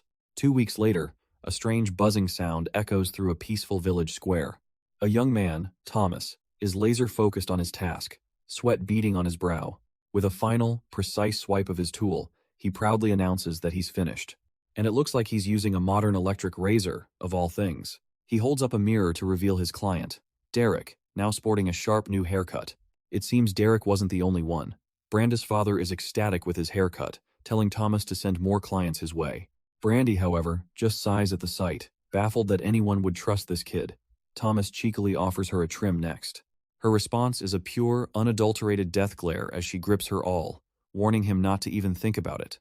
Thomas wisely throws his hands up in surrender, promising to drop the subject entirely, which she curtly accepts. With the tension gone, her troubled mood returns. Noticing her staring at her workbench, Thomas asks if everything's okay. She looks up, explaining that she's run out of the monster hides that Derek had provided for her to practice with. She's worked them to shreds and can't reuse them again. She needs him to come back with more materials. Thomas sympathizes, admitting he also wants Derek back soon, since his 13th birthday just passed 2 days ago. Hez desperate to finally unlock the great system. But Brandy just gives him a curious look, asking if his grandpa didn't catch him a frog to kill. Thomas explains that his grandpa did catch him a monster, but it was just a lowly level 7 frog. He turned it down, trusting that Derek would bring back a much better first kill for him. But far away, in the desolate remains of Leon's village, a grim scene has already unfolded. A mysterious cloaked figure arrives, stepping silently onto the blood-soaked ground. Kneeling down, their fingers trace the faint, lingering wisps of purple energy. They immediately recognize the signature, the unmistakable trace of a void beast. Someone had killed it here, but as the figure clenches their fist, they sense something else. A second, powerful energy signature leads away from the carnage, a clear trail to follow. Realizing it points toward the other village, the figure surges with golden light and gives chase. Elsewhere, Derek walks through a grim forest, annoyed that the last ghoul ate right through his armor. He muses that this dungeon is going to be a pain, but stops short when he senses something. His expression shifts to one of pure confusion. He wasn't expecting company out here. And there it is, a tiny, horned rabbit, sitting patiently in the middle of his path. The little creature stomps its foot with a determined thump, trying to look as fierce as possible. A slow, amused smirk spreads across Derek's face. He has to wonder, did it wait for him because it likes him, or because it wants to kill him? The rabbit's horn immediately flares with a bright blue energy, answering his question. Unimpressed, Derek snatches the creature up, telling the little dumbass to cut it out. He promised someone a high-level monster to kill, and with a menacing grin, he suggests the rabbit is looking like the prime candidate. The message is received loud and clear, as the rabbit's face floods with pure, unadulterated terror. Derek lays down the law. The rabbit can stay with him in the forest, but it's not welcome in the village. He can't trust it not to attack everyone. He pokes the creature, demanding to know if it understands him. The rabbit just stares back, petrified with a mix of demonic and angelic auras. With an exasperated sigh, Derek realizes he's probably talking to a wall. He gives up and just sets the little monster down on the path. He takes off at a run, calling for the idiot to follow, and the rabbit surprisingly keeps up. As they travel, Derek decides he's tired of calling it Bunny. It's time his new companion got a proper name. The rabbit seems to love the idea, hopping along with a renewed spring in its step. Later, by the fire, he mulls over some options. Snowball? Maybe Bella? All while the tiny creature sleeps soundly on his chest. But those names trigger a dark, bloody memory, and he flinches away. No, those definitely don't fit. He finds his answer, staring at the rabbit, perched proudly on the corpse of a massive undead forest bear, realizing its true nature is pure, murderous insanity. Standing over the blood-soaked valley, Derek cycles through terrible names. Beelzebunny? No, that's just trying too hard. But then, a flash of inspiration hits him, a wicked grin spreading across his face as he finds the perfect name. He kneels down ceremoniously, ready to bestow a grand title upon the fluffy little killing machine. The blood-splattered rabbit looks up, its innocent eyes waiting for the verdict. And with that, he christens her Sylvie, beckoning her forward, because there are more things in the world that need headbutting.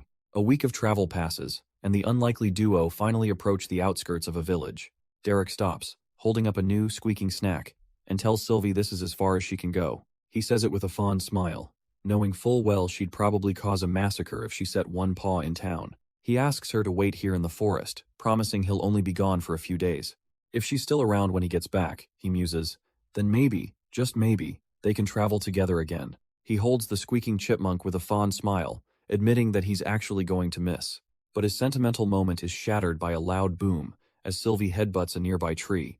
The massive trunk crashes to the ground, and Derek yells at the fuzzy psychopath to stay in the forest. With one last look back, he turns and walks away, the level 50 woodland chipmunk still in hand. Arriving at a tall wooden wall, he gives a casual wave to the guard patrolling the top. The guard calls down, demanding to know who he is, so Derek calmly introduces himself. He tells the man there's no need to go through the trouble of opening the gate. Then, with a single explosive leap, he sails right over the palisade, stunning the guard. The watchman is so shocked he stumbles backward, his foot slipping right off the walkway.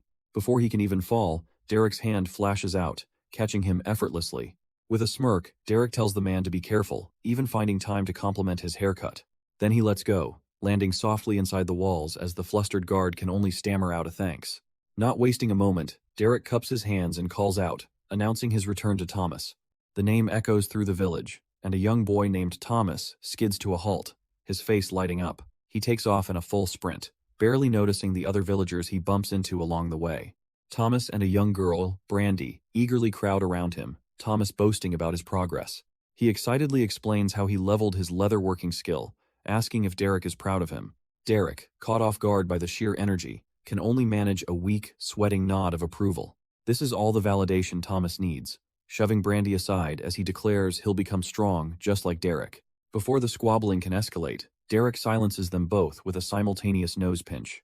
With a long sigh, Derek finally lets them go, remarking on how much the two can talk.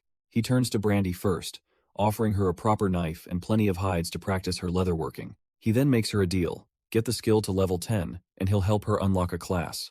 Her eyes widen, and she eagerly agrees. Now for Thomas. Derek asks if the boy has considered what they discussed before he left. He hints at a special gift just for him, and a tiny, furry head peeks out from his backpack. The real reward, however, is a promise to unlock his system tomorrow morning. Thomas is absolutely ecstatic. With both deals struck, the two kids celebrate their good fortune. But Derek isn't done yet, holding their gifts hostage until they answer one final, critical question: is there a tavern here? It seems there was. As his hand pushes open the heavy wooden door to a local establishment, he steps inside, taking a deep, blissful sniff of the air. Ah, finally, he'd missed this smell. He strolls into the tavern, with only one thing on his mind. This planet better have good beer. A satisfied smile creeps across his face, ready for a well-deserved break. But his relaxation is cut short as he bumps squarely into a cloaked figure. He apologizes casually, beer already in hand, but the stranger seems oddly tense. In an instant, Derek's expression hardens. He feels a familiar energy scanning him. The archer's eye locks on, a system interface confirming his target. Hess found him. Derek turns unimpressed and asks the cloaked man just who he thinks he is.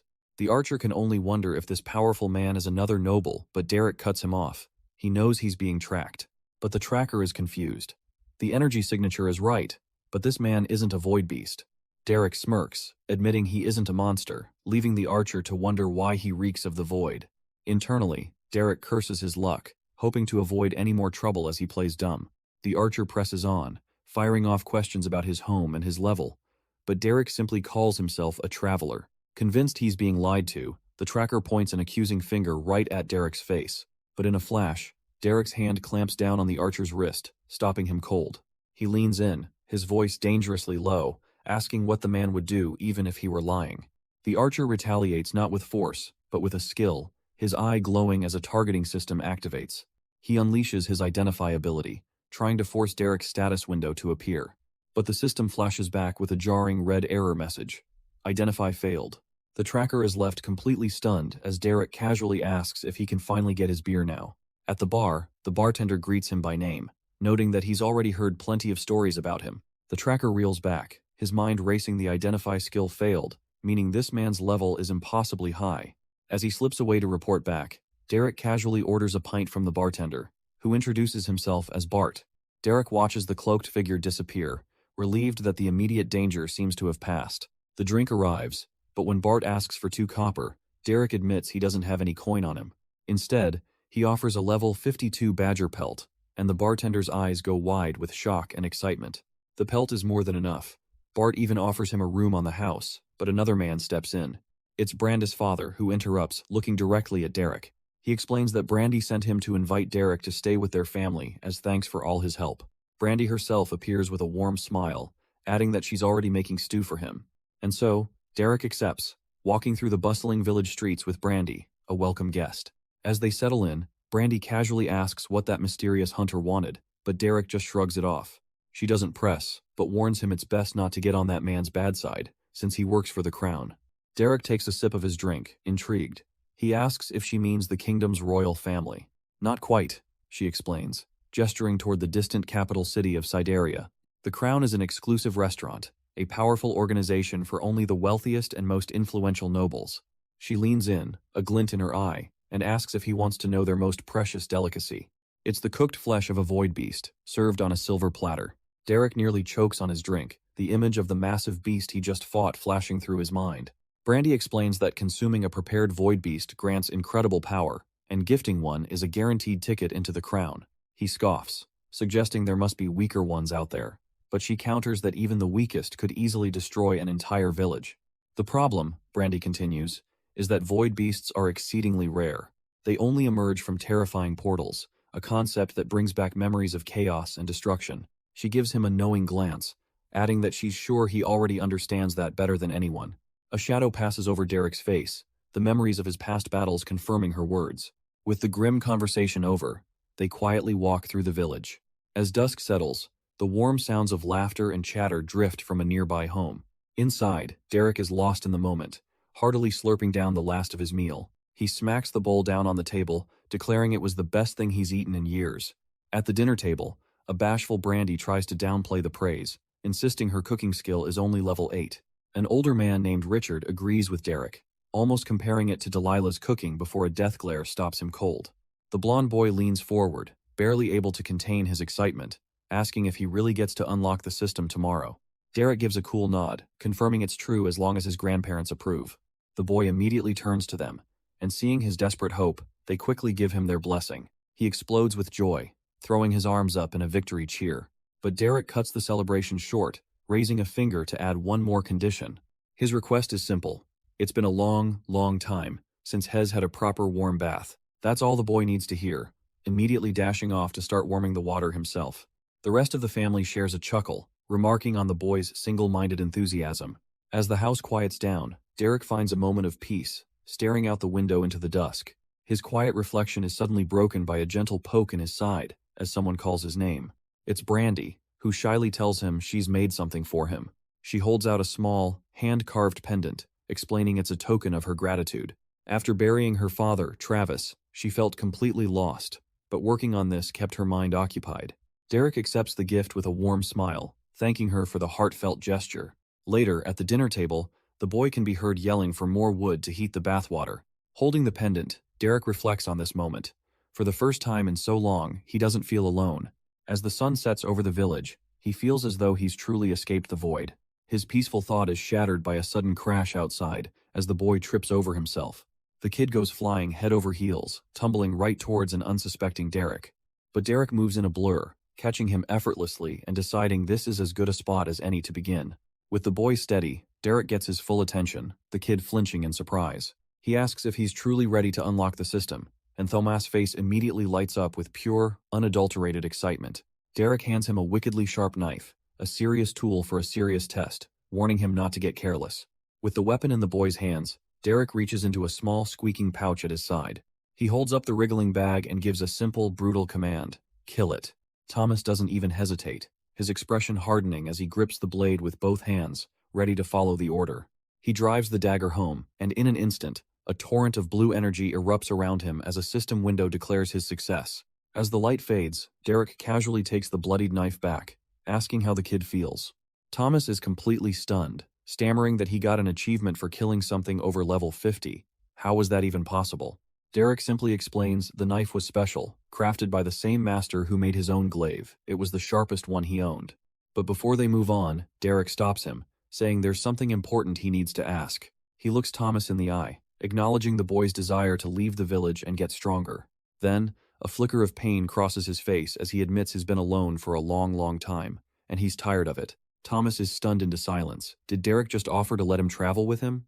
As Derek confirms it, the boy's mind races with pure excitement at the thought of a real adventure. He tries to play it cool, clearing his throat and casually agreeing as if it's no big deal. Derek smirks, seeing right through him, and lays down his first condition: absolute secrecy. Thomas immediately gets serious, vowing to guard those secrets with his life, much to Derek's slight amusement. The second rule is simple. Thomas must train to become self-reliant and not depend on anyone, not even him. And for the third and final rule, his gaze turns sharp and cold. When he gives an order, it is to be followed without question. Thomas is a little taken aback he has to obey any order. Derek holds up his hands, clarifying that he isn't evil, but he's not exactly a hero either. There's always a reason for his commands. That's all Thomas needs to hear, his resolve hardening as he declares he wants to travel with Derek, no matter what. With a welcoming smirk, Derek clasps his hand, officially accepting the kid onto the team. Later, as they relax in a field, Derek gets down to business, asking how many skill points Thomas has. The boy answers that he has 3, only for Derek to casually announce he's about to have just 1. Following his mentor's blunt instruction, Thomas spends 2 points to acquire the meditation and identify skills. Seeing the boy's disappointment, Derek reassures him that these seemingly basic skills are actually incredibly powerful. But Thomas can't help himself, whining that they're just so boring. Derek smiles, telling him he can spend his last point on something more exciting, and asks what class he wants to be. Thomas knows exactly what he wants, to be a blur of motion, hitting targets before they can react. So Derek advises him to pick light weapons mastery. With a single click, his final skill point is spent, and his path is chosen. Derek smirks, telling him to dump all his stat points into vitality and endurance. He'll need it just to keep up. Keep up? Thomas is confused, wondering if Derek wasn't planning on carrying him back. But before he can even finish the thought, Derek vanishes in a burst of speed, leaving him in the dust. The taunt echoes from the distance. This is a race, and Thomas is already losing badly. Sometime later, the boy collapses onto the floor of a guild hall, completely spent, while Derek sits calmly at a table, already deep in a meeting. The mood is grim, and Derek taps the table with a heavy sigh, coming to a decision. If they proceed with the current plan, he states with cold certainty, then all of those adventurers will die. A guild official across from him is stunned, questioning how 50 silver-ranked hunters wouldn't be enough to handle the dungeon. Derek explains that during his little trip through the forest, he found the dungeon himself and it's level 100. The entire table erupts in disbelief, their jaws practically on the floor. A level 100 dungeon nearby? Impossible. He cuts through their shock with a single, chilling clarification of the rank they'd need: gold. The officials look at each other, the grim reality setting in. The old man concedes they'll need a new request for level 100 gold-ranked adventurers. Taking charge, Derek asks for a map of the area, and the official immediately sends a still energetic Thomas to fetch it. The map is unfurled, with the guildwoman pointing out Reyna's village and the various red X's marking known dungeons. One such mark shows a piddly level 25 insect dungeon, highlighting just how out of place Derek's discovery is. Derek leans over the map, his finger tracing a path before landing on an unmarked spot, the location of the undead menace. He asks permission to mark their map, and the old man, clearly seeing who's in charge now, readily agrees. With a glowing pen, he adds the new threat, then asks for a copy, already planning his next move. With business concluded, Derek turns to Reyna, casually asking why her level is so low for someone living in a monster-infested area. She flinches, realizing he used Identify on her, but he just calls her out for trying the exact same thing moments ago. Cornered, she explains that her rare class, Tempest Blade, makes leveling up an incredibly slow grind. The local creatures give almost no experience, and her duties as village chief leave no time for proper training. Worse still, she adds, the weapons they can craft in the village are simply too weak for high-level monsters. The simple blades hanging on her wall serve as a silent testament to her predicament. Suddenly, a new, far more elegant sword is tossed her way, and she catches it out of pure reflex. Derek reveals he and Thomas are going training tomorrow, a plan Thomas seems to be hearing for the very first time. With a confident smirk, he lays out the deal. Join them, and the sword is hers to keep. She inspects the blade in awe, wondering how he could just give away such a priceless weapon. After a moment of thought, Reyna gives a firm nod. She'll do it. Derek grins, telling them to be ready early tomorrow morning before heading out. Elsewhere, a young noble named Wallace is desperately pleading with his father for reinforcements, but his father is unimpressed, questioning if his son is really so pathetic he needs help with a tiny village. He's already heard that the village requested a silver-rank team to clean up the mess Wallace was supposed to handle. The Lord's patience is clearly at its end. He will not stand for another failure.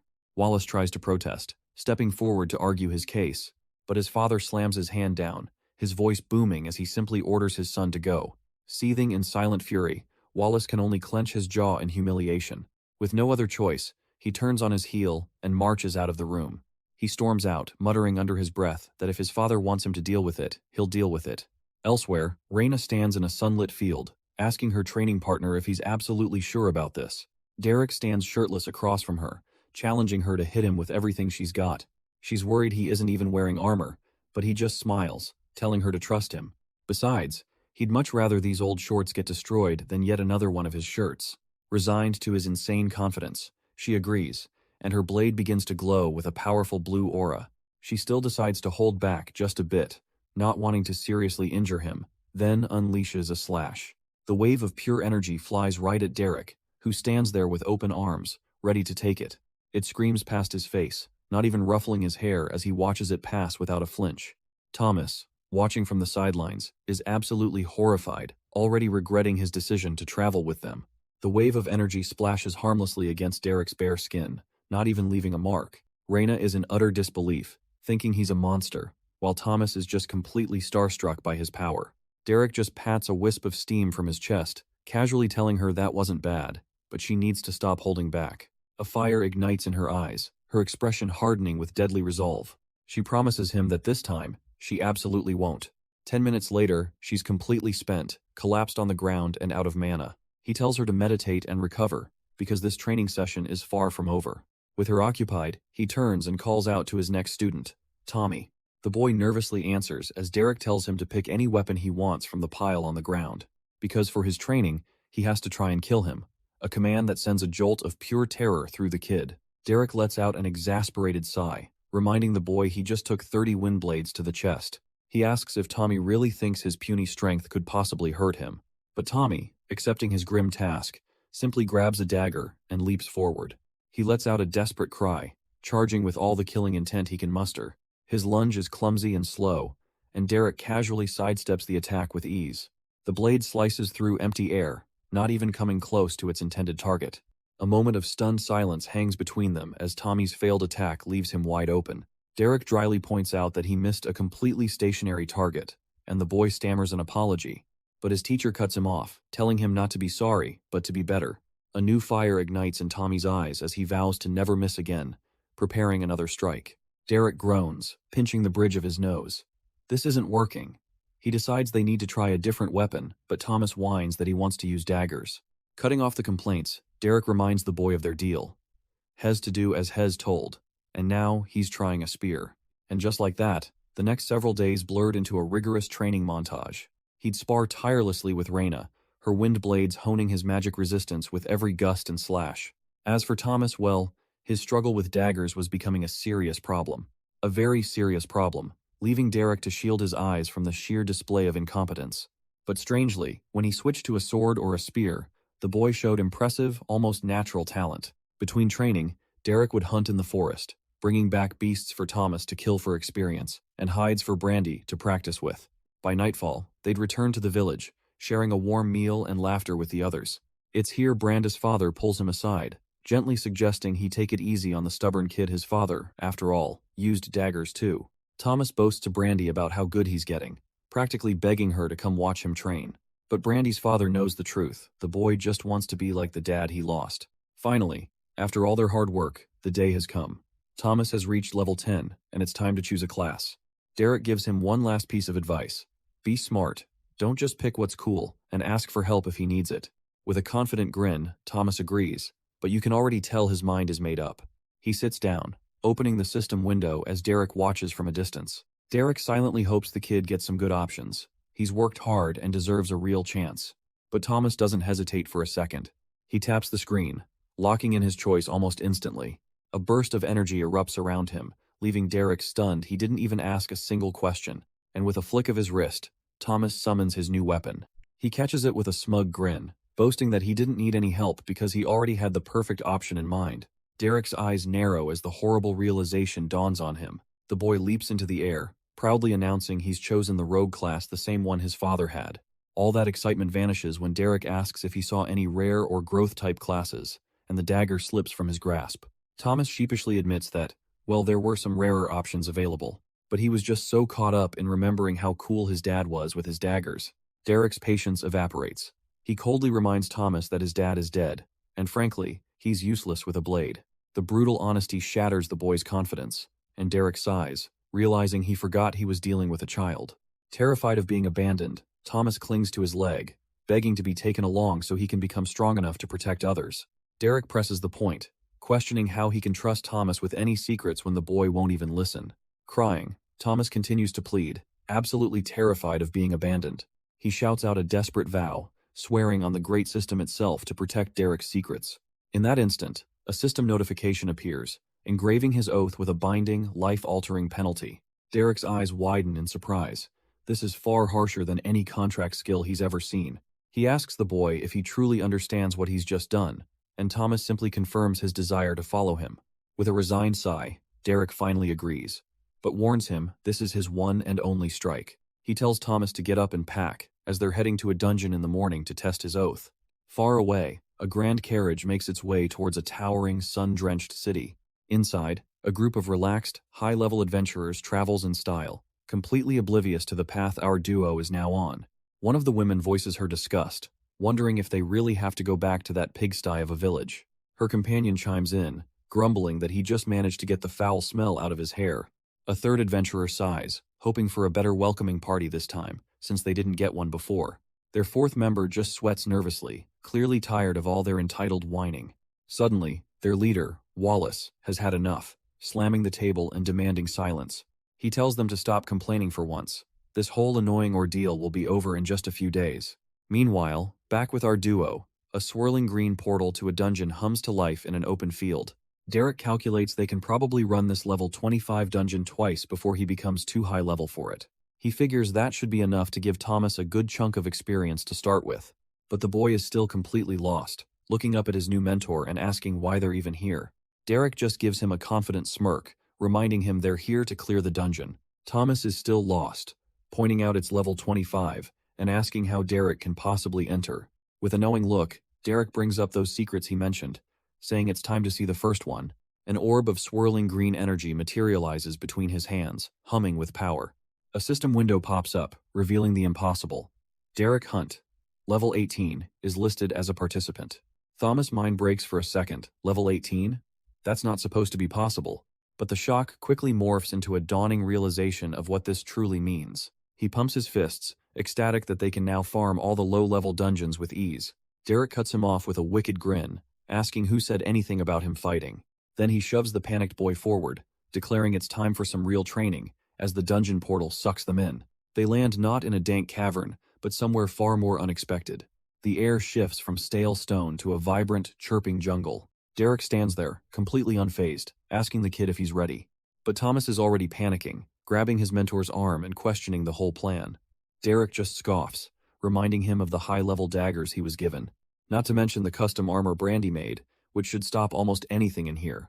Besides, he smirks. Even if Thomas gets hurt, it's a great chance for Derek to level his rejuvenation skill, a win-win situation. Thomas swallows hard, his hand trembling as he grips a dagger, weakly repeating the words. With a final, chilling promise of fun, Derek turns his back, oblivious to the giant predator already watching from the leaves. And just like that, a massive wasp-like beast slams down from above, pinning the boy as he screams for his life. The wasp was just the beginning. Now Thomas is screaming, running for his life from another giant beetle. Before he can even catch his breath, he's ensnared by a massive centipede, squeezing the air from his lungs. In a desperate panic, he manages to stab at another bug, screaming Derek's name for help. And right on cue, a flash of steel slices through the monster as Derek finally decides to intervene. Thomas collapses to the ground, arm bleeding, wondering what part of this ordeal was supposed to be fun. Derek just kneels down with a smug grin, casually telling the kid to relax since he didn't actually die. He grabs the boy's mangled arm, ignoring his wince of pain, and calmly notes that it's probably broken. Then, a warm green light envelops the wound as Derek's rejuvenation skill kicks in. Thomas stares in disbelief, flexing his hand. The pain is gone. The arm is completely healed. Great! Derek claps him on the back, already eager to get back to it. This dungeon won't clear itself after all. Thomas barely has a moment to catch his breath before he's back on his feet. From the sidelines, Derek cheers him on, but all Thomas can think is that this guy is completely insane. A giant beetle monster appears, and seeing its back turned, he thinks this might be his chance. He swallows his fear, grips his dagger, and tries to convince himself he can actually do this. With a burst of desperate speed, he dashes in, aiming for the monster's blind spot. But the beetle's glowing eye snaps right to him. It was never unaware. He just barely manages to duck under a massive swipe, the attack whistling past his ear. Watching the clumsy attempt, Derek can only groan, already knowing how this will end. Before Thomas can recover, the beetle's horn swings around and smacks him square in the chest. He's sent flying, hitting the ground hard with a pained grunt. The giant beetle screeches, looming over him for the final blow, as Derek's voice yells for him to dodge. With a desperate roll, Thomas barely avoids being crushed, his dagger deflecting the crushing impact. He scrambles to his feet, panting, earning a rare shout of encouragement from his mentor in the trees. But the monster is already recovering, gathering its power for a terrifying, high-speed charge. With no time to react, Thomas is slammed head-on, the horn catching him and sending him flying back. He's pinned against a tree, but through the pain, he realizes his armor is actually holding up. Thinking of Brandy gives him a sudden surge of resolve. He knows he can't die here. Gritting his teeth, he pushes back and uses the leverage to slice his dagger across the monster's leg. The beetle recoils with a piercing shriek, yellow fluid gushing from the new wound. In that split second, Thomas climbs onto its head and plunges his blade deep into its skull. The giant beetle collapses, defeated, leaving Thomas to slump against a tree, utterly spent. It wasn't clean, he thinks, but it was definitely an improvement over last time. Just then, Derek appears, helping him to his feet only to immediately start the post-mortem. Thomas guesses his first mistake was putting too much power into his swing, throwing him off balance. But his mentor's expression is cold as he tells him his completely wrong. The real mistake, Derek points out, was forgetting his class. A rogue should have a stealth skill. The question hits Thomas like a lightning bolt. A stealth skill, why didn't he use it? He stands there, completely dumbfounded by his own blatant oversight. A nervous sweat breaks out as he tries to formulate an answer, any answer at all. And with a sheepish grin, he admits the simple, idiotic truth. He forgot he even had it. Derek can't believe what he's hearing. Did Thomas really forget the one skill he got from the class he chose against his advice? Looking utterly defeated, Thomas can only force out a single, pathetic yes. The answer leaves Derek speechless. He's never met anyone this profoundly idiotic in his entire life. Sometime later, a horse-drawn cart rattles down a dirt road, kicking up dust as it travels. The cart comes to a halt just outside the towering wooden gates of a nearby town. A figure steps down, their boots hitting the ground with a firm thud. From atop the palisade, a guard calls out, demanding to know who they are. But before he can even finish his sentence, a massive blast of energy erupts from below, engulfing him completely. The explosion blows the guard away and shakes the very foundations of the town wall. As villagers scramble in confusion, some realize it's not an enemy attack, it's just the adventurers from before, making their grand return. A group of 5 adventurers struts into view, their leader smugly announcing that the peasants' dungeon fears are over. With a condescending sneer, Wallace declares they've been sent by the city lord to save them all. But not everyone is impressed, as a hand grips a hilt, crackling with raw, defiant energy. A flicker of blue light vaporizes a section of the town fence in a silent but deadly warning. It's Reyna, her tempest blade glowing as she tells these arrogant newcomers she wants none of their so-called aid.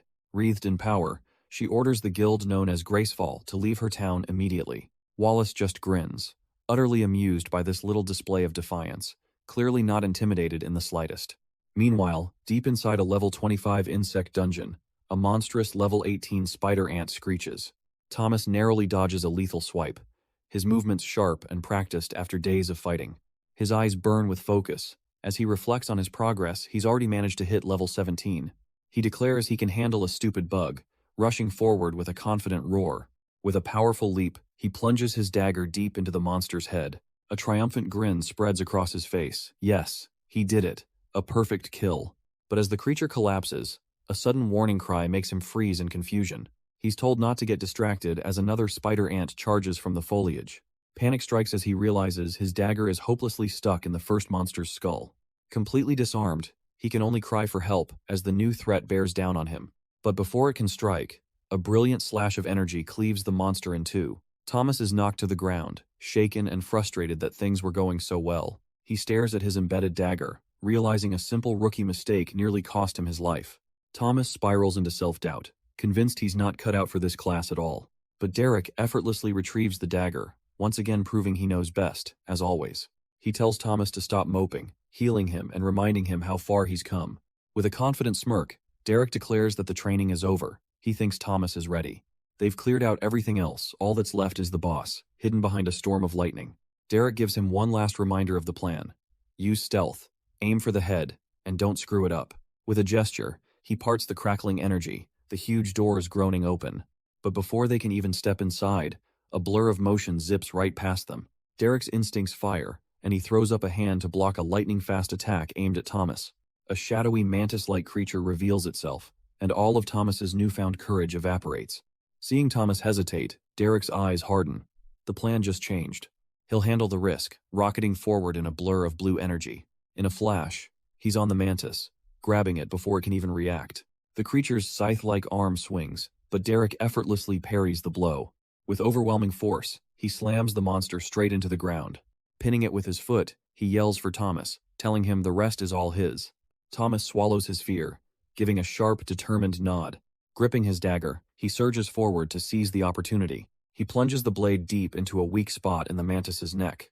The creature's limbs give a final, violent twitch and then fall silent. The monster's body erupts into purple light, and a glowing loot orb materializes from its dissipating energy. A system notification proudly declares their success. Dungeon boss defeated. Thomas can hardly contain his excitement, cheering that he's finally cleared his first dungeon and can escape this hell. Derek strolls past, offering a casual congratulations but warning him the real challenge is just beginning. He even adds that Head planned for another run, but Thomas was a bit slower than Head anticipated. The kid is left speechless, still struggling with his dagger, which is lodged deep in the monster's carapace. He glances over at his mentor, beads of sweat on his face, clearly a little flustered. Derek finally turns back, raising an eyebrow and asking him what he's doing just standing there. With a frustrated grunt, Thomas admits his knife is stuck and gives the corpse an angry little kick. As they prepare to leave, the system grants him a final reward for his efforts, the valuable Cure Toxin skill. He also unlocks the Lesser Dungeon Explorer achievement, grabbing 2 more skill points for his trouble. With the dungeon cleared, Derek asks if the kid is finally ready to head back to town. As they walk, Derek casually brings up the dagger incident, and Thomas admits he gets the point now. Derek smiles, offering to give him a great spear since its previous owner doesn't need it anymore.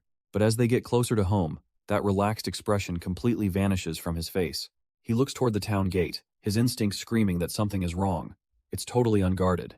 A cold sweat drips down his temple as the horrifying truth begins to dawn on him. Suddenly, a massive anchor flies through the air, aimed directly at Thomas's head.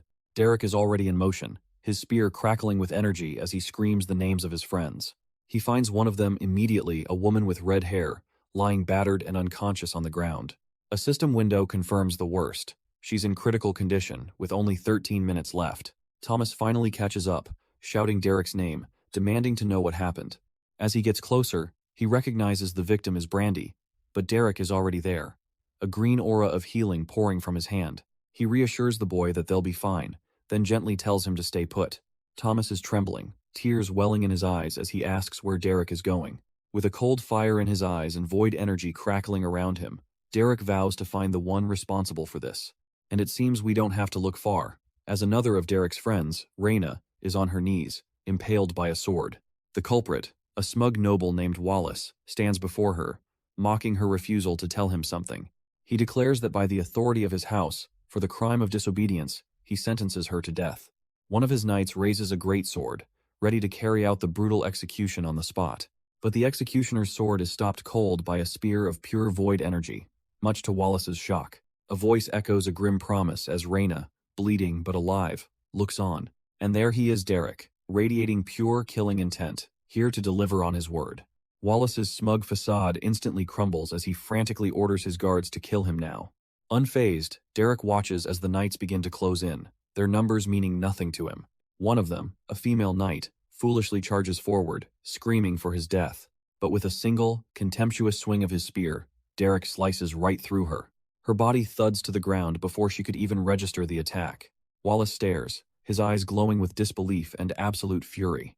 He erupts in a storm of golden fire, roaring that some peasant dares to defy him. Seeing an opening amidst the fiery chaos, Raina charges forward. Tears stream down her face as she vows to do this for her sister. Wallace and his men watch, assuming their fiery assault has done the job. The inferno consumes everything, a blazing testament to Wallace's power. But from within the fire, a pair of cold purple eyes glares back. Derek emerges from the flames, not a single burn on him, utterly untouched. Wallace completely loses it, screaming at his useless guards to attack already. Suddenly, a single arrow flies true, aimed directly at Derek's face. With a flick of his wrist, he snatches it clean out of the air. Raina, the archer, stares in absolute disbelief, her one desperate shot failing completely. Seeing this monster, one of Wallace's men decides he's not paid enough for this and makes a run for it. But before he can even get a few steps, the arrow Derek caught finds a new home right between his eyes. His body goes limp, tumbling from the rooftop as a clear message to everyone else. Suddenly, an old man pushes through the panicked crowd, desperately calling out Derek's name. It's Richard, the village elder, begging him to stop this madness and think about the consequences of killing nobles. But Derek's gaze remains cold and distant. He tells Richard that they already had their chance. As purple lightning crackles in his eyes, he makes it clear that their time for mercy is long gone. Another of Wallace's knights, filled with more courage than sense, screams and charges forward. Derek doesn't even flinch, stopping the full-force sword strike with a single bare hand. The knight can only stare in disbelief as purple energy coils around the blade, his mind unable to process the impossible. With a surge of dark energy, the knight's sword shatters into a million pieces. Wallace watches from the sidelines, absolutely disgusted by his men's uselessness. Deciding to handle this himself, he unleashes a swirling torrent of his own aqua-colored energy. He screams about the power of his superior bloodline, conjuring a storm of ghostly souls. Derek simply scoffs at the display, a confident smirk playing on his lips as he prepares his own move. A blinding flash of purple void energy erupts, completely swallowing Wallace's attack. And just like that, the fight is over. Derek appears instantly, holding Wallace by the throat.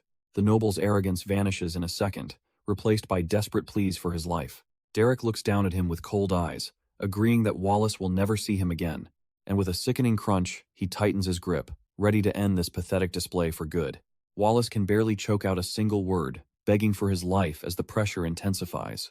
But a sudden command rings out, threatening the old man's life if Derek doesn't let the noble go. One of Wallace's knights holds Richard hostage with a blade of fire, desperately reminding Derek of their status. The old man, bleeding and terrified, warns him that the punishment for killing a noble is severe. Derek simply turns his head, his face an unreadable mask as he weighs his options. Mistaking his silence for fear, the knight smirks, ordering the dog to do as he's told. Richard continues to plead, explaining that the entire village could be put to death for his actions. With her hostage secured, the knight screams at him to drop Wallace now, convinced she's won. Then, in a flash of brutal betrayal, a sword violently erupts from her own chest. Her partner holds her, his face grim, telling Derek to let the nobles come. He's chosen his side. The knight stands over his former comrade, declaring a true chieftain always protects his people. With that loose end tied up, Derek's cold attention returns to the noble gasping in his grip. He offers a sliver of hope, asking if Wallace will swear to leave the village unharmed. The terrified noble immediately breaks down, promising anything as he begs for his life. Derek seems to consider the pathetic plea for just a moment. Then, with a brutal, lightning-fast snap, he crushes the noble's neck without a second thought. Richard stares in utter disbelief, his mind reeling from the sudden, merciless execution. As Wallace's body falls limp, the old man realizes with dawning horror that Derek has just doomed them all. But Derek just stands amidst the flames, casually remarking that his hand must have slipped. Nearby, Reyna lies unconscious, a silent casualty of the unfolding chaos. With the battle over, Derek gently holds Reyna, whose eyes stream with blood from her earlier fight. He carefully lifts her unconscious form, his sole focus now on getting her to safety. The villagers part like the sea, whispering amongst themselves as he walks through the burning street. A townsman tries to help Richard to his feet, but the old chief is lost in despair, certain they're all doomed. The crowd can only stare, their minds struggling to process the monster who just became their savior. Derek carries Reyna straight into the village chief's residence, leaving the chaos behind him. But one of the villagers refuses to let them wallow, snapping at everyone to stop staring and start cleaning. Shaken from their stupor, the townspeople begin the arduous task of clearing the rubble. Amidst the flames and debris, a sense of community resilience begins to take hold. Inside, Derek sits a quiet vigil by Reyna's bed, watching over her as she finally rests. By the warm crackle of the fireplace, Reyna finally sleeps peacefully. Derek remains by her side, a silent guardian in the quiet room. His vigil is suddenly interrupted by a cascade of system notifications. He lets out a sigh, realizing he's leveled up again, and his plans to farm dungeons with Thomas are now ruined. He groans in genuine frustration. He has to be the only person in the world who gets mad about becoming stronger. But his self-pity is cut short when he hears a weak voice call his name.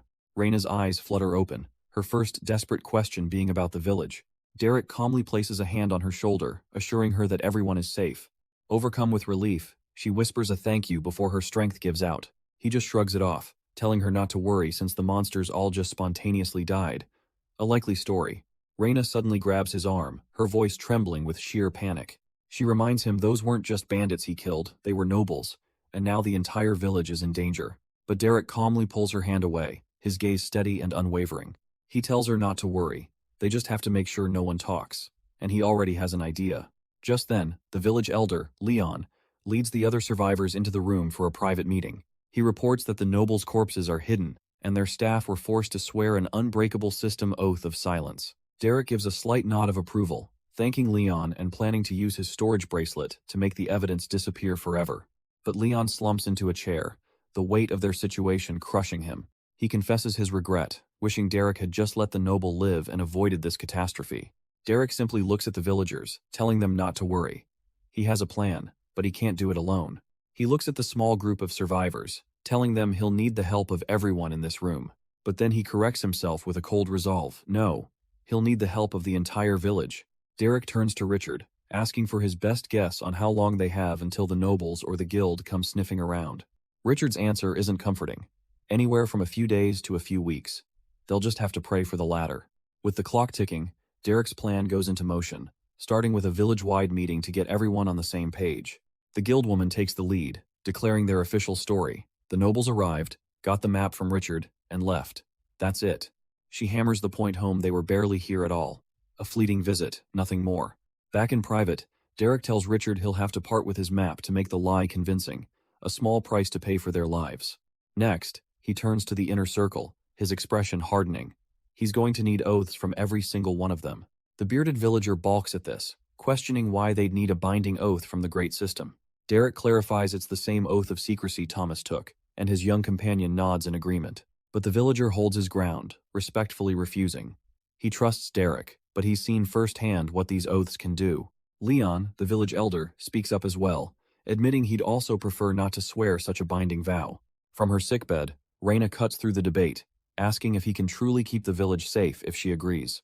Derek meets her gaze with unwavering conviction, promising to protect them with everything he has. That's all she needed to hear. Mallory then steps forward, Brandy at her side, stating she doesn't need an oath for loyalty, but she will swear it for him. Inspired, Brandy's eyes light up with resolve. If Thomas did it, then she can too. A wave of gratitude washes over Derek as he thanks the three brave women for their trust.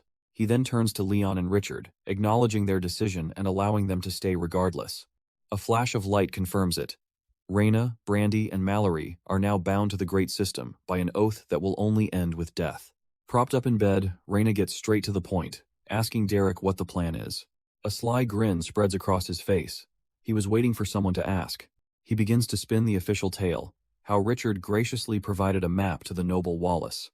The so-called hero then led his brave team into the depths of a level 100 dungeon. Their mission, of course, was to stop the monster overflow single-handedly. They fought valiantly against the undead hordes to contain the spread of the mysterious disease. But tragically, his entire team was wiped out, and Wallace took a fatal blow from the boss. He barely escaped with his life, only to bleed out before any aid could reach him. A true hero's end, sacrificing himself for the good of the village. Derek leans back with a smug look, revealing that this is the cover story his plan will sell to the world. A long, awkward silence hangs in the air as the villagers stare, completely dumbfounded. The shock finally breaks, and they can't believe what they're hearing. But despite their confusion, they've packed their bags, and Derek confirms they'll be gone for days. Raina is the first to voice the obvious problem. Why are they going to a level 50 dungeon to sell a level 100 story? Derek just smirks, telling her they'll tackle the big one when they're stronger, and they're free to stay behind if they want. He frames it as a golden opportunity for them to level up and find rare rewards. But his true motive is different. He's seen how the system works and wants to test a theory. He believes Brandy's early combat experiences could unlock an exceptionally powerful class for her. Mallory cuts in, asking if the plan is really for them to fight in weak dungeons while he watches. With a confident wink, Derek simply tells her to trust him. It'll all make sense soon enough. Derek scoffs at the idea of coddling them, saying he'll basically hand-feed them the kills since they need to move fast. But before anyone can protest, he suddenly swoops up a startled Brandy. With a smirk, he throws her onto his back, leaving her completely baffled. Then he's off, sprinting at inhuman speed while Brandy yells at him for always insisting on running everywhere.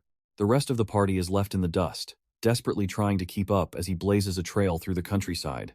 They finally skid to a halt, gasping for air, before the ominous entrance to the level 50 beast dungeon. Raina can barely stand, her legs feeling like jelly as she wobbles across the rickety entrance bridge. Unfazed, Derek tells them they're about to see the real reason he made them swear an oath of secrecy. A shimmering blue energy gathers in his palm as he prepares to register them for the dungeon. But when the party list appears, Raina is stunned. Derek is only level 30? How could he be weaker than her? None of this makes sense. Derek just chuckles, telling Raina this crazy secret is exactly why he needed that oath. Without another word, he activates the portal, and a countdown to enter the dungeon begins. In a flash, they're transported to a desolate wasteland with a single, lonely safe house. Derek cautiously peeks inside, ensuring the coast is clear before waving them in. With the whole party gathered, he finally lays out his grand power-leveling plan. He'll single-handedly beat monsters to within an inch of their lives, then drag them back for Thomas and Mallory to finish off. He advises Mallory to consider her class upgrades and tells Thomas it's time to ditch the dagger class for good. Raina, he explains, is strong enough to fight alongside him. but she can retreat to safety if needed. An excited Brandy then chimes in, eagerly asking what she gets to do. Derek turns to her with a dead serious look and says her job is to do absolutely nothing, shattering her dreams instantly. Brandy completely misinterprets him, imagining her glorious new job is practicing on a mountain of monster hides. Before the training begins, however, Derek turns to Mallory and asks if that basic spear is really the best she's got. She admits it is, explaining that as a common warrior, she was only given the leftover weapons nobody else wanted. With a faint smirk, Derek activates his spatial storage, a faint blue light emanating from his wrist. He casually dumps an entire arsenal of high-grade weapons on the floor, telling her to take her pick. Mallory, Thomas, and Raina can only stare in disbelief, wondering where he got such a collection. Derek just shrugs, coolly explaining he collected them over the years but never had a reason to use them himself. He picks out a sleek, high-tech polearm, noting it's a massive upgrade but similar to what she's used to. With the press of a button, energy blades flare to life, stunning everyone in the room with a flash of light. As Mallory accepts the gift in awe, Derek reminds them that weapons are the one thing he has in infinite supply. Seeing all the freebies, Thomas cheekily asks for some daggers, but Derek shuts him down. He'll take a spear and be happy with it. With the assignments made, Derek asks Raina if she's ready to go. She confirms without a moment's hesitation. The two of them step out of the house, ready to face the music, and waiting right outside is a pack of hulking, demonic beasts ready to greet them. They snarl and growl, their glowing red eyes promising a world of pain. Derek, however, just cracks a confident smirk, thinking this is going to be fun. With a thunderous roar, the entire pack stampedes directly towards them. But our duo meets the charge head-on, Raina leaping into the air with a glowing blade. Derek goes for a more personal approach, slamming a devastating punch right into a monster's face. And just like that, one of the terrifying beasts is lying unconscious on the floor, dealt with like it was nothing. Inside the house, Thomas gets his hands on a magic staff, grinning like a madman as he confronts a beast. The room is pure chaos as Mallory wields a rifle, intending to get it to Derek while Raina skewers another beast. Raina moves like a whirlwind, her glowing halberd carving through the demonic horde with brutal efficiency. And just like that, the fight is over. Derek sits atop a pile of their defeated enemies, giving Raina a nod of approval. Her strikes were decisive, plunging her spear point deep into monster flesh. She sliced through them without a moment's hesitation until the job was done. As the last one falls, a brilliant blue light envelops Raina and Thomas. They've both hit level 25. Derek claps slowly, a proud smirk on his face, announcing it's time for their class upgrades. He stands behind Thomas, guiding him through the system interface and telling him to think his choice through. But the decision might just make itself, as Thomas gasps in shock at a rare class offer, Soul Spear. A vision of the Soul Spear class materializes before Thomas, a master of piercing damage and projected energy. But a shadow of doubt crosses his face. He wanted to follow his father's path, and this felt like a betrayal. Sensing his hesitation, Raina places a gentle hand on his shoulder, assuring him that his dad would be proud no matter what. She then reveals her own choice, an uncommon growth-type class called Ohm's Fury. It's a path of raw strength and endurance, focused on delivering crushing blows with a staff. Watching from afar, Derek smiles to himself. The kids were progressing even faster than he'd hoped. It was amazing what a little bit of guidance could do for those with hidden potential. Now that they were settled, he casually pulls up his own status window, wondering what he'd gained. A sudden surge of purple energy envelops him. He's hit level 26, unlocking a class upgrade of his very own. His class, Champion of the Void, has been upgraded, granting him a fresh batch of stat and skill points. But the real prize is the 2 new skills, and a smirk spreads across his face. He hopes they're more useful than Void Call. The first is Void Shift, the power to become incorporeal and move through the very fabric of space and time. And the second, a passive skill called Void Sense, allowing him to feel the void and any abnormalities within it. He mulls it over for a split second, moving through the void while being able to sense everything around him, a killer combo. With a decisive tap, he learns both of them without a moment's hesitation. The effect is instantaneous, his eyes flaring with raw, cosmic energy as a new perception floods his mind. He can feel everything, the very space around him rippling with information like water. Clenching his fist, Derek realizes this is far more than a simple skill. It's an entirely new sense of being. He glances at the villagers training, thinking hell test Void Shift when he's alone. No more Void Call incidents. The guildwoman smirks confidently, asking if everyone is ready for the second wave. Thomas, ever the enthusiast, lets out a massive cheer, much to the alarm of the others. Derek cuts through the chatter, laying out the simple plan. They'll do the same as before and kill some monsters. With a deafening roar, The next wave descends, a swarm of red-furred beasts flooding the field.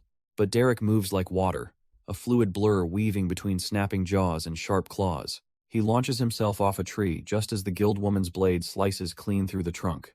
Their coordinated attack pays off, as the massive log crashes down and flattens a monster. Catching his breath, Derek admits he's spent, but he knows the real fight is only just beginning. A tremor shakes the ground, and as the guildwoman grimaces, Derek simply smirks, knowing the boss has arrived. An absolute titan of a beast looms over them, its shadow stretching across the cracked earth. Steam huffs from its nostrils, its glowing red eyes burning with rage as it sizes up its prey. The system confirms the worst. This is Ironhoof, a level 65 dungeon boss, far beyond their pay grade. Unfazed, Derek tells the guildwoman he'll handle this one, and she should head back to safety. She wisely agrees. Now alone, he faces the towering monster, purple void energy beginning to coalesce in his hand. He mockingly tells the beast it's hardly a fair fight, considering it's only about 40 levels stronger than him. With a cocky grin, he warns Ironhoof not to expect mercy, as Hez got some new toys Hez eager to test.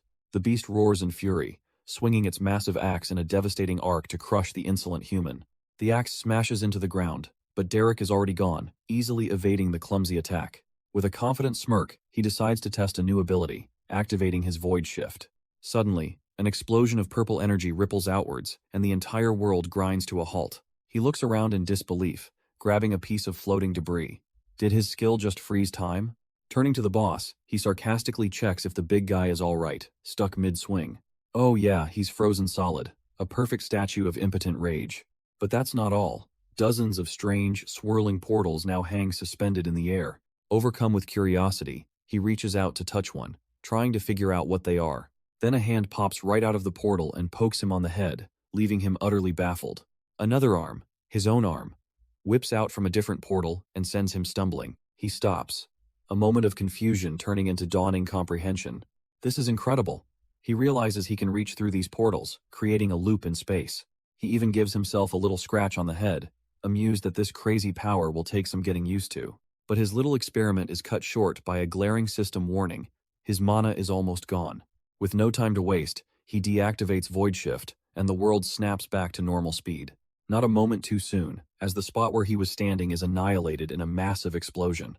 The dungeon boss, Ironhoof, can only stare in confusion at the empty crater. Derek smirks from a safe distance, realizing that to everyone else, he just teleported. Enraged, Ironhoof leaps into the air, bringing its massive axe down with ferocious intent. But Derek is already moving, easily weaving around another one of the beast's clumsy swings. He meets the next blow head-on, the clash of his spear against the axe echoing like thunder.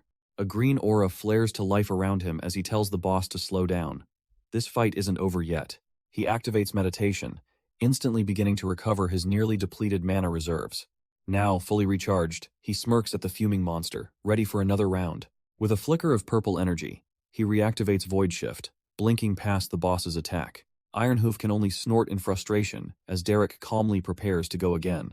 Surrounded by swirling void energy, Derek steps forward to meet the boss's next charge. He sinks into a void portal, preparing to strike from an angle the beast can't predict.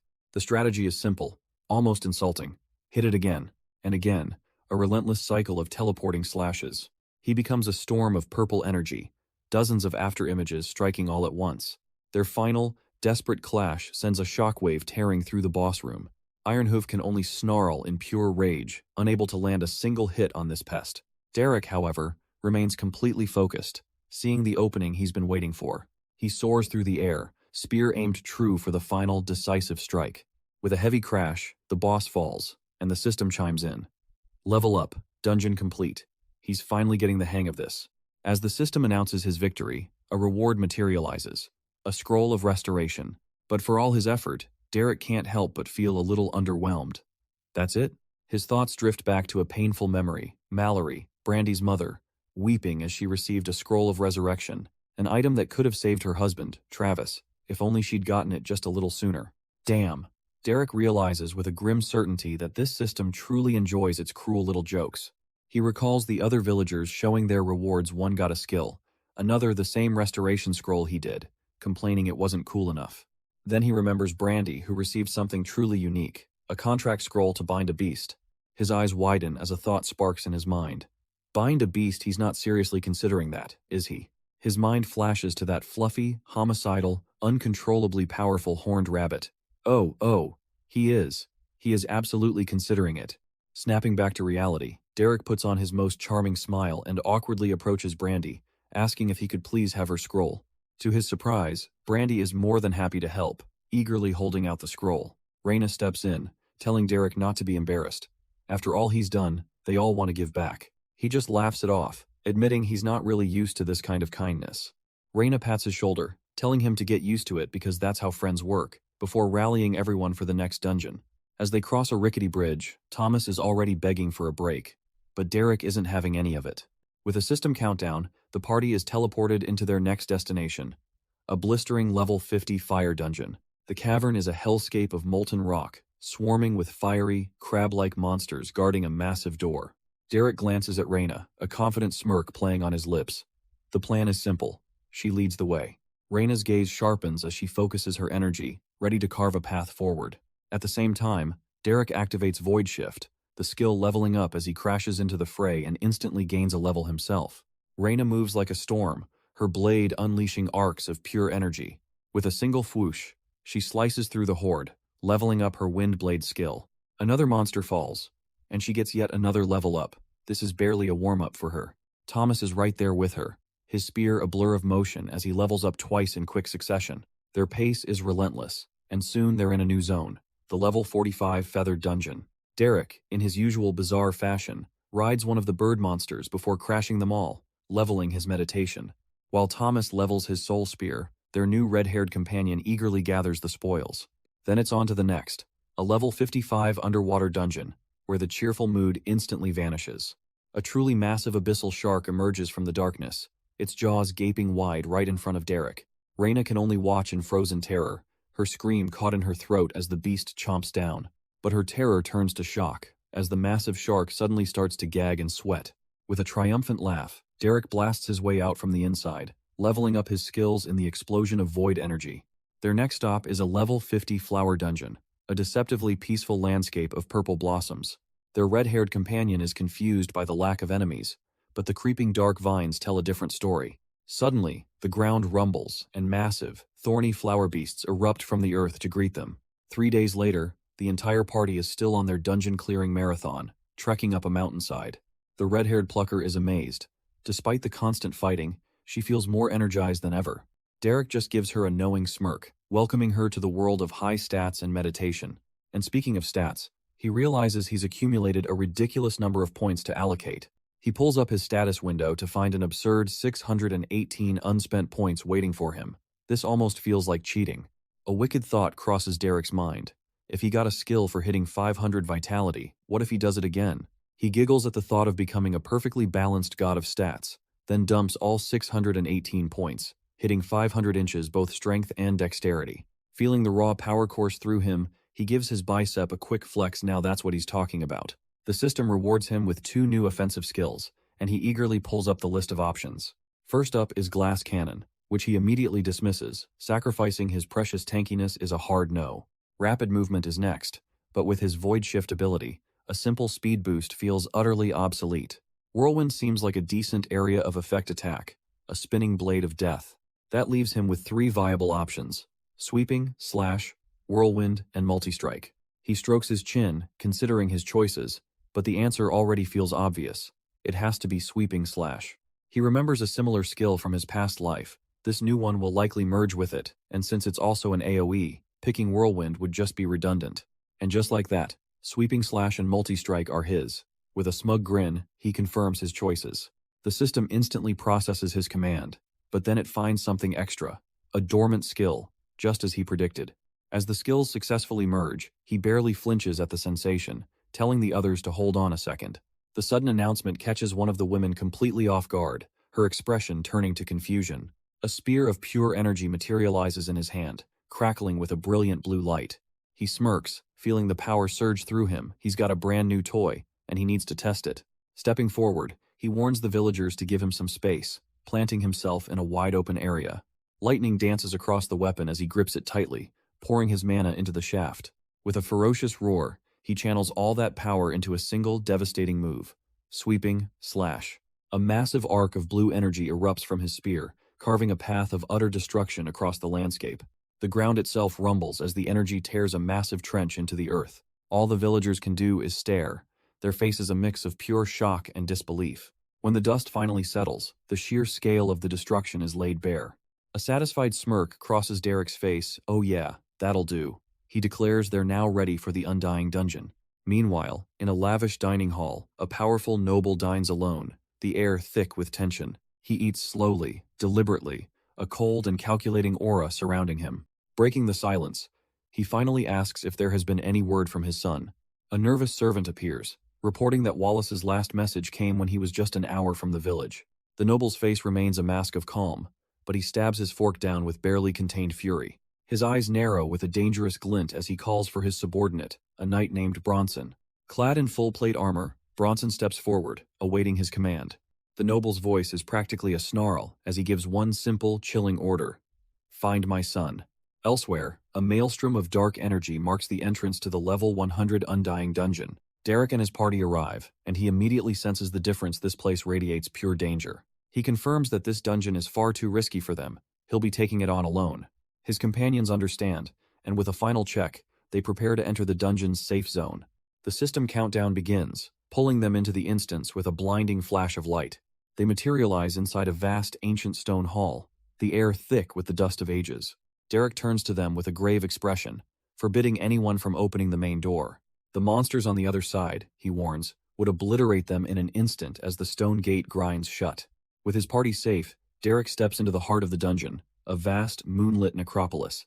He smirks, finding the graveyard perfectly fitting for a place called the Undying Dungeon. His senses scan the area, wondering where all the monsters are. He casually stretches, remarking to himself how he always hated fighting skeletons in his past life.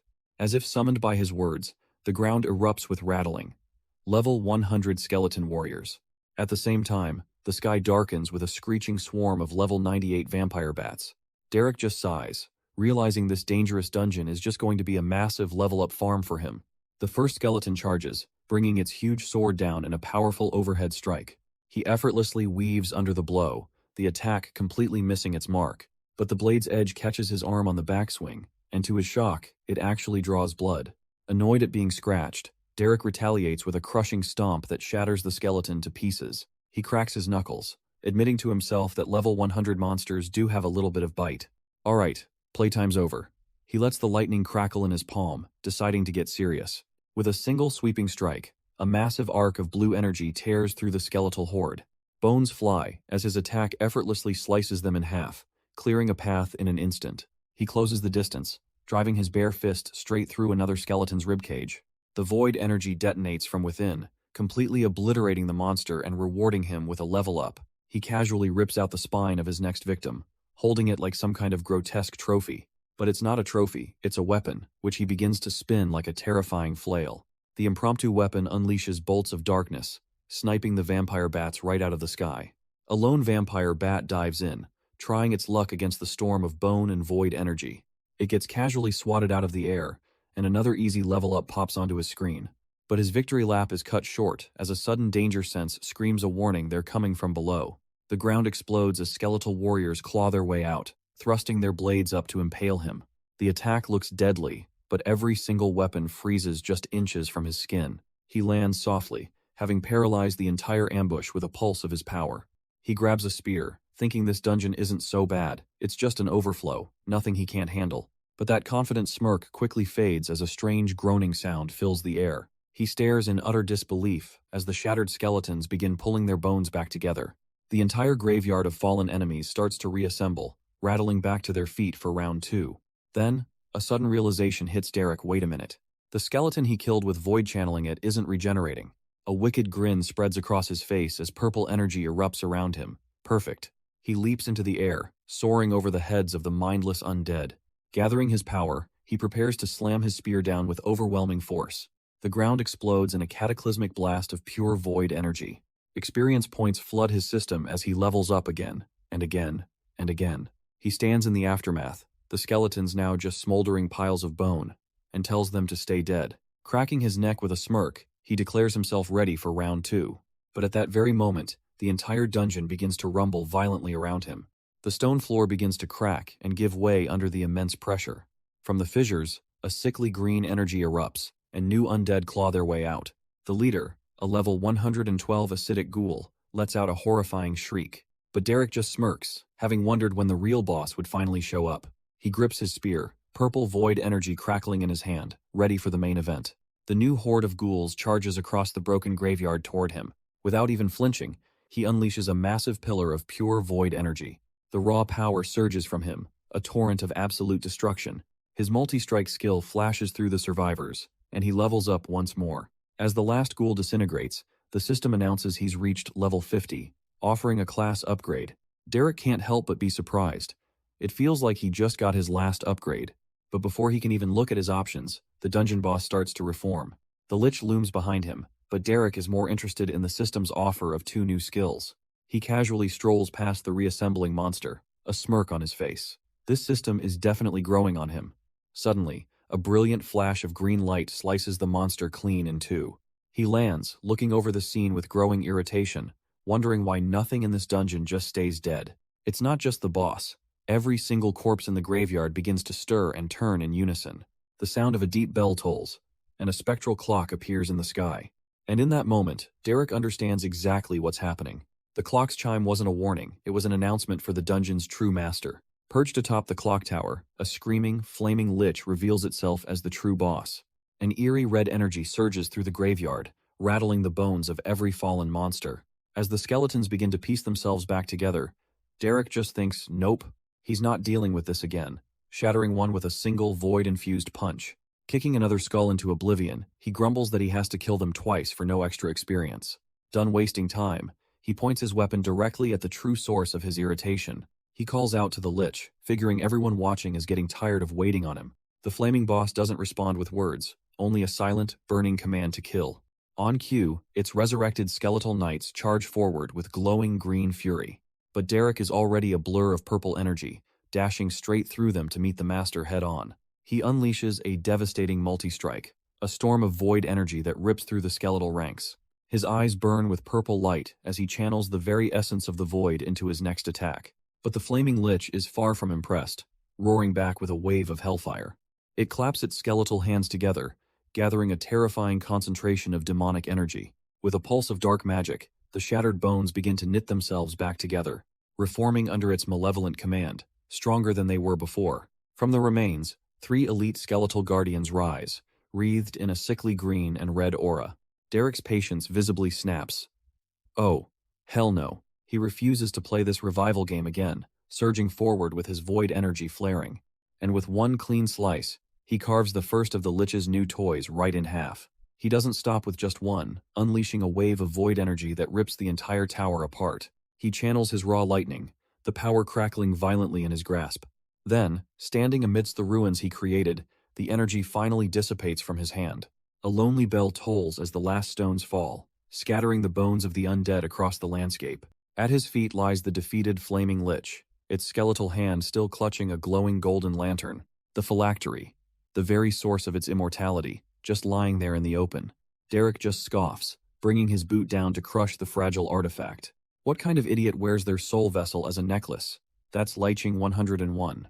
A notification pops up he's hit level 50 and can upgrade his class, but he casually waves it off for later. With the dungeon cleared, he turns to a sealed door and calls for whoever's inside to come out. The door creaks open, and the villagers cautiously step into the now silent graveyard, their eyes wide with disbelief. Brandy, however, is already over the shock, excitedly scooping up a dead vampire bat, thinking of all the great materials she can harvest. Derek flashes a smug peace sign. Part 1 of his plan is complete, and now it's time to see what all that effort earned him. A system notification blares dungeon complete. First clear bonus. The reward is doubled, materializing as 2 shimmering golden rings. The guildwoman gasps in utter shock, recognizing the impossible loot. Actual storage rings. The entire group is stunned into silence as Derek calmly holds the reward in his palm. Thomas, still just a kid, looks on cluelessly, asking if the rings are really that special. He quickly answers his own question, realizing he's never even heard of a dungeon dropping such a legendary item as a reward. The implications hit him hard once word gets out. This place will become a beacon, drawing hunters and trouble from all over. The guildwoman shares his concern, her face grim as she wonders if this incredible gift will be a blessing for their village, or a devastating curse. But as Derek inspects his ring, he's less than impressed, noting it's not even half the size of his own bracelet's storage. Thomas, however, is absolutely floored, gushing over how huge the ring's capacity must be. Brandy immediately puts him to work, telling him to help her gather all the monster corpses they can find. The guildwoman worries that such valuable items will bring trouble, but her companion sees it as a great boon for the village. After a moment, the guildwoman agrees they aren't so weak anymore, all thanks to Derek. Hearing them call the rings large, Derek can't help but let out a little chuckle. If only they could see his personal storage, an entire armory's worth of gear that makes this ring look like a trinket. After stuffing the last of the loot away, Thomas eagerly asks Derek if he'll get a cool reward for helping out. Derek gathers them, announcing that it's time for step 2 of his plan, and Hell need one of their new rings. Holding out his hand, he acknowledges it's a big ask, but promises he will more than make it worth their while. To his surprise, the villagers don't even hesitate, with Brandy telling him to just pick one already. With a grin, Derek plucks a ring from Thomas' outstretched hand, much to the boys' disappointment. They all place their hands together, and with a flash of red energy, the system confirms they are exiting the dungeon. In an instant, they're transported back to the blighted forest, the massive, corrupted tree now behind them. Thomas looks around, confused, wondering why the land is still so diseased if they won. Brandy explains that while they've stopped the source of the corruption, the forest itself still needs time to heal. Derek just ruffles the kid's hair, telling him to be patient. With that settled, he turns his attention to the real reason they came back. A brilliant, pure blue light begins to shine from his hand, pulsing with restorative energy. The sight makes Thomas recoil in disgust, while one of the mothers quickly covers her child's eyes. With a grim smirk, Derek props up his fallen comrade's body, deciding to make Wallace a hero in death. He adjusts the corpse, making sure it's sitting up straight for the perfect scene. To make it convincing, he conjures some ghoul acid to fake the cause of death. The corrosive energy sizzles against the armor, creating a gruesome, believable wound. He even plants a couple of empty potion vials, as if Wallace tried desperately to survive. For the final touch, he places 2 rings in the corpses, hand a hero's reward. Stepping back with his hands on his hips, Derek proudly presents his masterpiece to the others. The villagers are speechless. Brandy admits it's so good it's terrifying, a reminder to never get on his bad side. The scene is perfectly set, a valiant warrior who fought to his last breath, resting against a tree. With the illusion complete, the body finally slumps forward, the morbid play finished. His handiwork is a little too convincing for poor Thomas, who promptly loses his lunch while Derek just offers a deadpan there. After that little bit of theater, several days pass. The gates to their home village creak open under a warm sunset. The party walks in, announcing their return, and Thomas immediately sprints off to see his grandparents. As he zips away, the exhausted adventurers marvel at his boundless energy, which Derek confirms is, in fact, endless. The others are just relieved to see the village is still standing, and Derek makes a note to check in with Leon, who was left in charge. They walk through the familiar streets, seemingly unaware of a figure watching them from the shadows.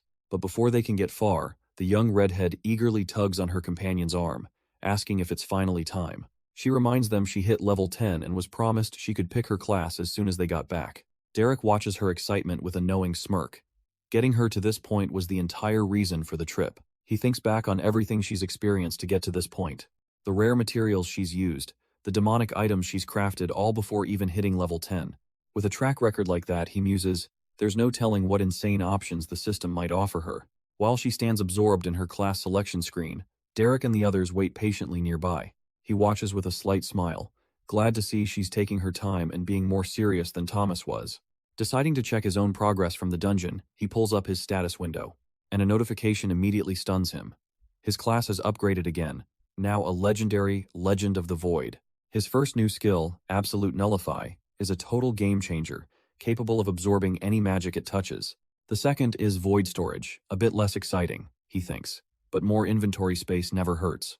With his new skills learned, he clenches a fist, eager to see how his stats have grown. But it's not just his stats. A flood of notifications reveals his skills have leveled up across the board. He even recalls the brutal training that unlocked his physical resistance, a testament to his sheer endurance. A confident smile spreads across his face. With this much power, he thinks, everything will turn out just fine. But his moment of peace is interrupted when the young girl asks for his help. She's stuck between 2 class options and needs his advice. One is amazing, she explains, but the other is just odd. The first is called Talon's Protégé. It's an epic rarity leatherworking class, a reveal that hangs heavy in the air. Nearby, a woman is so stunned by what she overhears that a plate of food shatters on the floor. She can only stare in disbelief, muttering that the girl was offered an epic class. The woman is overjoyed, telling the girl she's so proud of her for getting an epic class offer. But the girl explains the major drawback. A protege can never surpass their master. Derek listens, instantly understanding Shed be trapped in the original class owner's shadow. The woman dismisses this, arguing that becoming legendary doesn't matter when it's an epic class. This confirms Derek's theory. The system is rewarding her experience, but there's a catch. He asks about the other option, and she reveals it's a rare growth-type class called All-Smith. Its description is incredibly vague, showing mastery over many crafts with a single command. Become an All-Smith. With no other details to go on, the young girl is completely lost on what to choose. Derek and the woman offer some generic advice, telling her either choice is great, and to just follow her heart. She just stares back, completely unimpressed by their completely unhelpful suggestions. Taking a deep breath, the young girl closes her eyes and makes her decision. Derek and the woman can only watch in silence, waiting to see what she'll do. With a single tap, she chooses the All-Smith class, and a brilliant pink light engulfs her. The overwhelming surge of information is too much for her body to handle, and Brandy faints on the spot. She groggily wakes up on the grass, completely disoriented, and asking what happened. The woman cradles her head, anxiously asking if she's okay, with Derek kneeling nearby. Brandy gives a weak smile, assuring them she's fine and that she successfully got the skills. Derek's interest is piqued. He asks how many starter skills she received, expecting maybe 3 or 4, but she sits up with a massive, triumphant grin and reveals the unbelievable number, 42.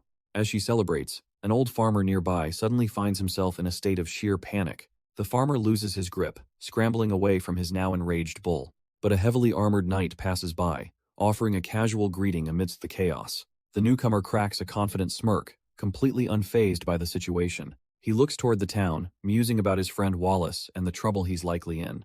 Meanwhile, the real trouble for Derek began when Brandy finally came to, confirming she'd gotten the skills. He'd asked her how many she received, cynically guessing maybe 3 or 4. But she sat up with a massive grin, delivering the utterly unbelievable number, 42. An hour later, Derek sits alone in a tavern, that number echoing in his head. His hunch was right. He can already see it. All her stored experience fueling her craft, creating weapons, armor, and even runes. The sheer potential is terrifying, but he knows there's an even more important detail he's missing. At least he thinks. With her new crafting skills, she might finally learn to make beer that doesn't taste awful. He takes a long, hard swig to wash down his spiraling thoughts. Slamming the mug down, he yells out to the bartender that his brew is as disgusting as ever. But his usual banter is cut short by a frantic voice calling his name from the doorway.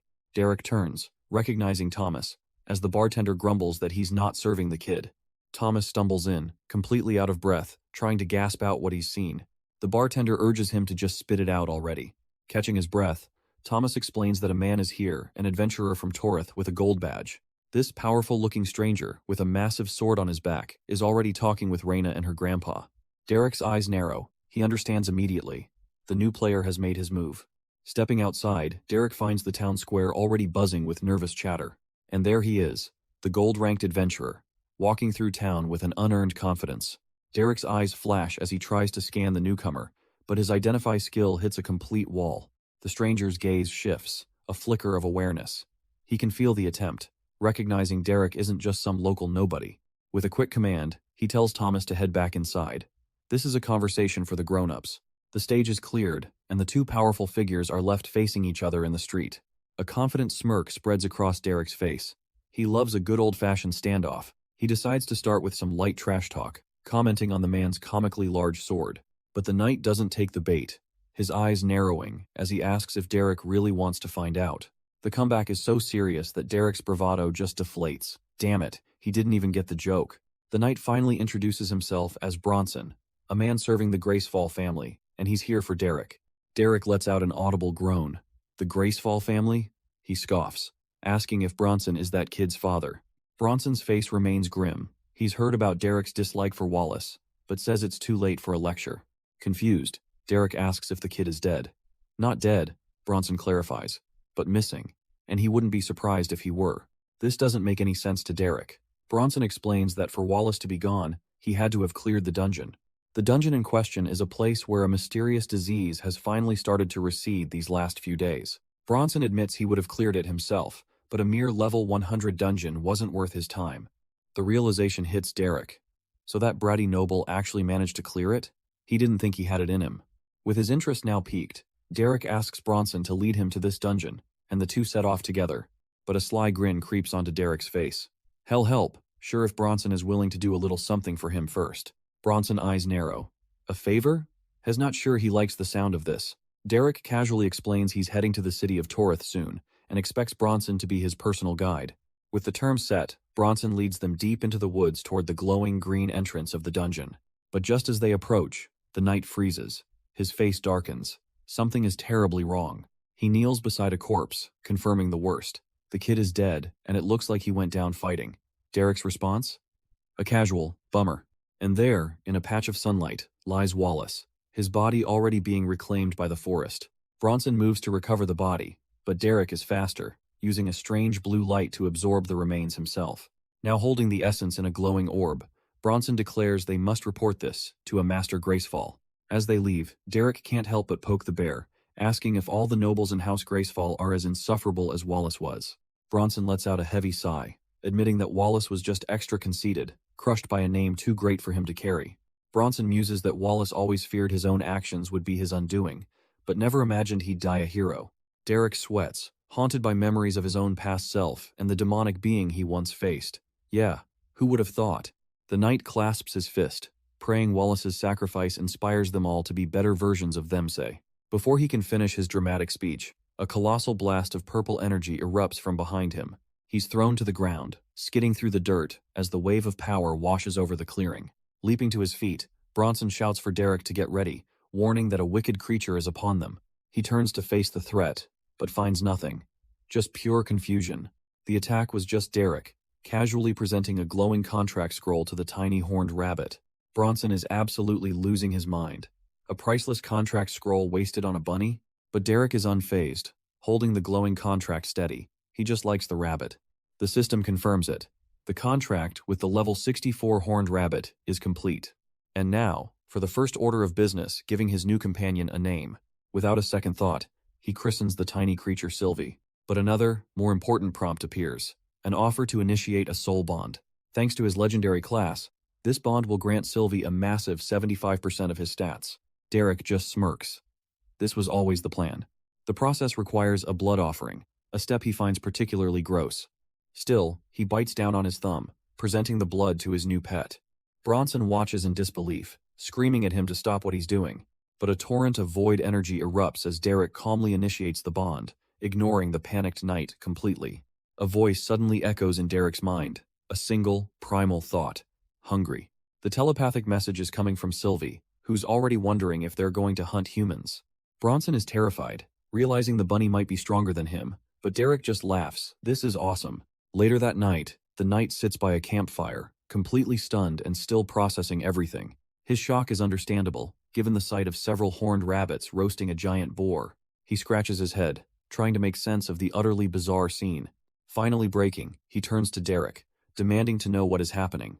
Bronson points a trembling finger, stating the unbelievable fact: the bunny is cooking. Derek nonchalantly explains that he bought her the cooking skill, though it cost him 2 precious skill points. The knight stares, his mind blown, asking the only question he can think of: why? But Bronson immediately cuts himself off, realizing the question was pointless. Of course he did. Changing the subject, Derek asks the knight for one of the 2 storage rings they looted from Wallace's body. He needs it for Sylvie, a statement that leaves Bronson utterly dumbfounded while the bunny incinerates a piece of meat. Derek explains he promised her the ring in exchange for cooking, though he cheekily advises against trying her first dish. Bronson mutters under his breath, wondering if maybe he should have been the contracted beast instead, before quickly denying he said anything. The next day, the unlikely trio makes their way into the nearby town. Derek tells Bronson to go on ahead to the tavern. He has some people he needs to see first. As they walk, Sylvie's voice echoes in his mind, innocently asking if they can kill all the humans. He has to firmly tell his new pet no, explaining that this is a friendly village and they won't be killing anyone without his express permission. The little rabbit stomps her foot in a fit of pique, annoyed that all the fun is being taken away, but she grudgingly agrees. Derek arrives to find a peaceful scene. Thomas diligently training with his spear while Brandy works at her crafting table. Their work stops cold as they spot their long-lost friend, calling out his name in a mix of shock and pure joy. He greets them with a warm smile, announcing he's back and has brought a new friend with him. He introduces Sylvie, his bonded beast, and his two friends are immediately captivated by the adorable creature. And Sylvie soaks it all in, smugly thinking that these humans are right. She is, in fact, awesome and cute. But the happy reunion takes a turn as Derek announces he's leaving on a long trip tomorrow, asking Thomas if he still wants to come along. The sudden news hits Brandy like a punch to the gut, her eyes welling with tears as she asks if he's even coming back this time. Derek kneels to comfort her, gently wiping her tears and promising he would never leave a master crafter like her on her own forever. But he gives her a serious warning. She has to be smart and keep her unique skills a secret while he's away. Understanding the danger, she tearfully promises that she will be careful until he returns. His eyes flash with a cold, terrifying promise. If any noble house even thinks of kidnapping Brandy, he'll erase them from existence. With the warning delivered, he turns to Thomas, telling him to get his travel preparations done tonight. Derek takes one last look over the village, knowing it will be a long time before he returns. Later, at the tavern, he has a meal with Bronson, the knight he met earlier. But the armored man just pushes his plate away, looking thoroughly unimpressed with the food. Derek smirks, teasing him about his picky noble taste buds, but Bronson clarifies he's a guard captain and a personal butler. Suddenly, a tiny nose peeks over the table as Sylvie gives the questionable meal a suspicious sniff. She telepathically complains to Derek that this doesn't smell like food, but he just tells her it's edible. So she takes a bite and her face scrunches up in disgust, asking if they can cook to make it better. Derek is completely baffled, explaining to his horned rabbit that the food is, in fact, already cooked. The tiny rabbit shudders, horrified by the concept of this already cooked meal. The bartender sheepishly apologizes, admitting he's no royal chef, while Sylvie just passes out from disgust. But Derek raises his mug with a grin, sarcastically praising the food before dropping the real news. He announces that the dungeon gives out storage rings, and both Bronson and the bartender are floored. Derek just shrugs, saying there's no point hiding it from the villagers he's grown to like. For Bronson, the world itself seems to warp at this casual, game-changing revelation. Derek's eyes flare with purple energy as he leans in, telling the knight to remember this moment. A tide of void power washes over the tavern as he reaffirms his fondness for the people here. Bronson can only stare, completely overwhelmed by the sheer presence and power radiating from Derek. Then, just as quickly, the pressure vanishes, and Derek takes a sip, calling it a simple heads up.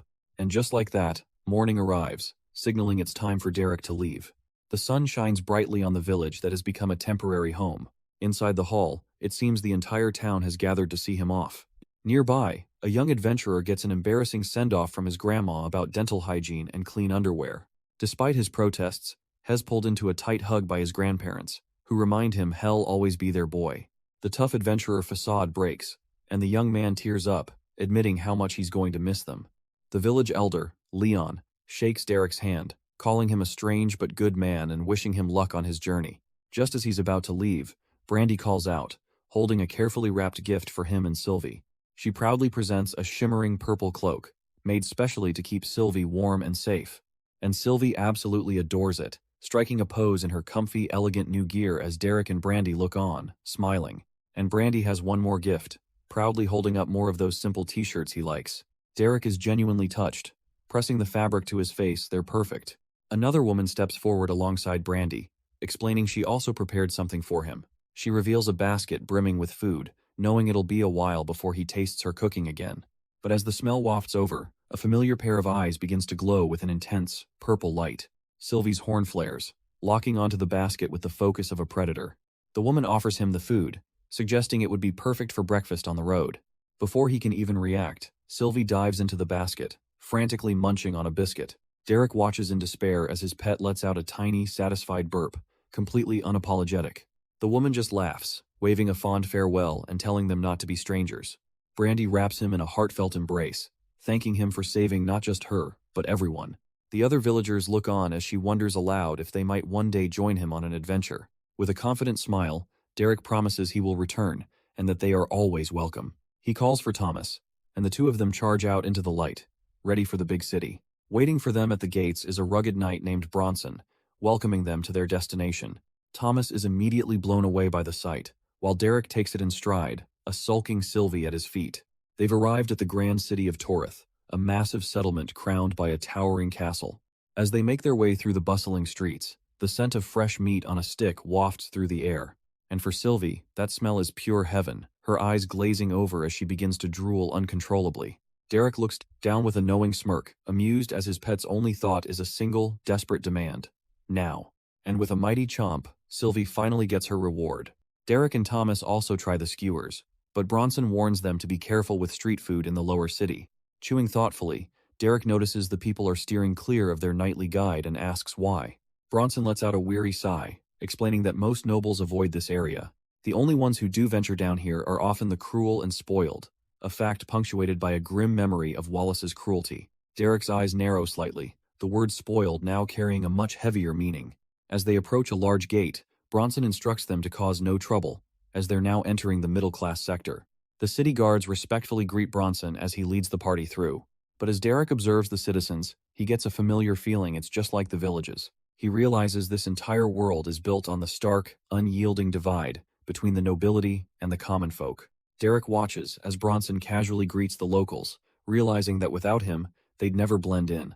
They'd be seen as outsiders, probably not even allowed inside this part of the city. But a sly thought crosses Derek's mind. He can definitely take advantage of having Bronson around. He gets the knight's attention, a plan already forming. With a grin, Derek pats his stomach, saying that little meat stick just wasn't enough for a proper lunch. He knows just the place, the Crown Restaurant, an establishment deep in the noble district. The scene flashes to that very restaurant, where a red-haired noblewoman sits in judgment over a meal. She takes a slow, deliberate bite, her face an unreadable mask of cold indifference. The chef stands before her, a bead of sweat tracing a path down her cheek, clearly terrified. The noblewoman daintily wipes her lips, drawing out the tense silence. Finally, she gives her verdict. The food is excellent, and the chef has passed her test. But the moment of relief is shattered as the doors to the restaurant are thrown open with a bang. The staff immediately move to block Derek and his party, telling them they don't belong here and should leave. Bronson desperately tries to hold Derek back, pleading with him not to antagonize the crown. Hearing the commotion, the noblewoman peers down from the upper floor, wondering what's going on. The staff quickly explain that this man is causing trouble, and they're about to remove him. But she glides down the stairs, her eyes fixed on Bronson, whom she greets warmly. He respectfully confirms her acquaintance as well, though Derek scoffs internally at the news. Her attention then lands on Derek, her gaze sharp as she asks just who he is. With a confident smirk, Derek pushes the staff aside and introduces himself, ready to make his pitch. The noblewoman's eyes narrow with interest, confirming she knows exactly who Derek is. She beckons him upstairs for a private chat, revealing she's been waiting to speak with him. Before following, she turns to her staff and gives a surprising order. Bronson and the others are to be seated as honored guests, with everything on the house, much to Bronson's shock. In her office, Derek wastes no time with pleasantries, a smirk playing on his lips as he prepares his opening move. With a surge of void energy, he summons a massive demon corpse, dropping it right onto her floor. The noblewoman is utterly stunned, her eyes wide with disbelief at the creature before her. She calmly asks for permission to inspect it, picking up a small, sharp knife. With a clean slice, she confirms her suspicion the quality is immaculate, unlike anything she's ever seen. He calls it a trade secret and asks what it's worth, and she replies that for this he can have almost anything he wants. She calmly wipes the blood from her knife, explaining that a find this massive requires her to contact her superiors. Derek flashes a confident grin, assuring her hell be around, but adds that Hez keeping the hide. He can already picture it, some brand new, top-tier armor for his boy Thomas. The noblewoman agrees that such terms are negotiable and offers to preserve the beast for him, which he readily accepts. With a satisfied look, she extends a hand, declaring that they have an interim deal. They shake on it, and she graciously offers her assistance for any other needs he might have during his stay. But as he reaches the door, Derek pauses, a thought striking him. Oh, and one more thing. Her curiosity is instantly piqued, a slight smile playing on her lips. He turns back, that classic troublemaker's glint in his eye, and asks if she's ever heard of coffee. Meanwhile, Bronson and the others are absolutely shell-shocked by the VIP treatment, drowning in a sea of fine dining. The restaurant staff can only stare in utter disbelief, wondering how it's even physically possible. His companions are laid out, groaning in a food-induced coma, convinced they've gained 10 pounds. But the horned rabbit, Sylvie, is in her own personal heaven, shoveling it in and vowing to master this cuisine. A weary waiter arrives with their 4th order of venison and is simply instructed to place it by the bunny. He can barely contain his contempt as Sylvie sheds tears of joy over the next delicious plate. Just then, Derek returns, smirking at the carnage as the crew welcomes him back. He tells them the Void Beast deal is proceeding, but Hayes landed something far more exciting, instantly catching Bronson's attention. He waves them over, telling them to get up. He'll explain everything as they walk. With a determined look, Derek announces that it's finally time for him to meet their boss. Their destination is a lavish estate, where inside, their leader waits as Bronson prepares to report. With a hand to his chest, Bronson formally addresses his leader, Master Gracefall, announcing his return. The boss, sitting with an air of authority, simply orders him to deliver his report. Bronson gets straight to the grim news, confirming that young Master Wallace has passed away. Gracefall lets out a heavy sigh. It was the outcome he had feared all along. His expression hardens as he immediately questions if there was any foul play involved in the death. As the afternoon sun streams through the window, the weight of the conversation settles in the room. Bronson concludes his official findings, but hesitates, unable to shake a lingering doubt. The boss instantly picks up on it, his sharp gaze demanding that Bronson say what's on his mind. He finally voices his suspicion, asking if a man like Wallace would truly risk his life so carelessly. Gracefall's eyes narrow, pressing his subordinate to explain exactly what he's implying. Bronson nervously explains his belief that Wallace offended someone powerful, someone who wants this to look like a hero's death. Gracefall realizes his subordinate is suggesting murder, and Bronson confirms it, blaming a man he calls the strangest and most dangerous he's ever met. His expression hardens as he's told this terrifying individual is currently staying in their own guest house. And at that exact moment, the dangerous man in question, Derek, is just enjoying a nice, refreshing shower. A shower that consists of two mages blasting him with high-pressure water magic. The mages are sweating, completely baffled as their strongest attack doesn't even faze him. Derek, however, is having the time of his life, turning the magical assault into his own personal rock concert. He even casually asks them to turn up the pressure, hoping for something that feels more like a massage. The two guards exchange a terrified glance, finally understanding why Captain Bronson ordered them to treat this man well. Shower time over, Derek happily strolls through the hall in a towel, still singing his heart out. His one-man concert pauses as he notices he's no longer alone. A blond man in a robe explains that Bronson dropped off some clothes while he was taking a bath. With a playful smirk, Derek gestures to the tiny creature, asking if Sylvie got cleaned up too. His companion admits he somehow talked her into it, flashing back to a very bubbly, rubber duck-filled bath time. And Sylvie is absolutely glowing. Her logic simple. Being clean and cute is the fastest way to get more food. Derek can't help but chuckle. You just can't argue with that kind of flawless reasoning. The man then relays an important message: Master Gracefall wishes to have dinner with him tonight. At the mere mention of a meal, Sylvie excitedly hops onto Derek's shoulder, ready for the feast. A short while later, a firm knock echoes from the other side of his door. A knight stands outside under the moon, here to escort Derek to his dinner engagement. The knight opens the door, his face falling as he notes Derek isn't wearing the clothes he provided. But Derek couldn't care less, casually patting the man's pauldron and declaring this is as formal as it gets. He smirks, adding that if his jeans are a problem, he could always just go back to the Crown. Suddenly, his companions pop into the hall, eagerly cheering for a trip back to the Crown. Meanwhile, at that very establishment, things are far less cheerful. A woman named Stella sits alone, anxiously staring into a crystal orb, a difficult task ahead of her. She hesitates, trying to convince herself it's just a simple report to a boss who supposedly likes her. Steeling her nerves, she clenches a fist, psyching herself up to finally make the call. But her eyes dart to the bloodstains on the floor, a grim reminder of why she's so terrified. Taking a deep breath, she activates the orb, its pale light flaring to life in her hands. Her voice is shaky as she begins her report, announcing that she has important news. A honey-sweet voice immediately fills the room, cooing over how wonderful it is to hear from her dear Stella. Flustered, Stella tries to deflect the wave of compliments, insisting she is nowhere near as radiant as her lady. But the flattery is relentless, with her boss laughing playfully at any suggestion of being old. Even through a crystal, Stella can feel the overwhelming effects of her class, a powerful charm that makes her want to agree to anything. She takes a sharp breath, fighting to keep her wits about her. Forcing herself back on track, she explains that she's made a contract with someone interesting. The lady lets out an audible sigh, lamenting that everyone only ever calls her for business.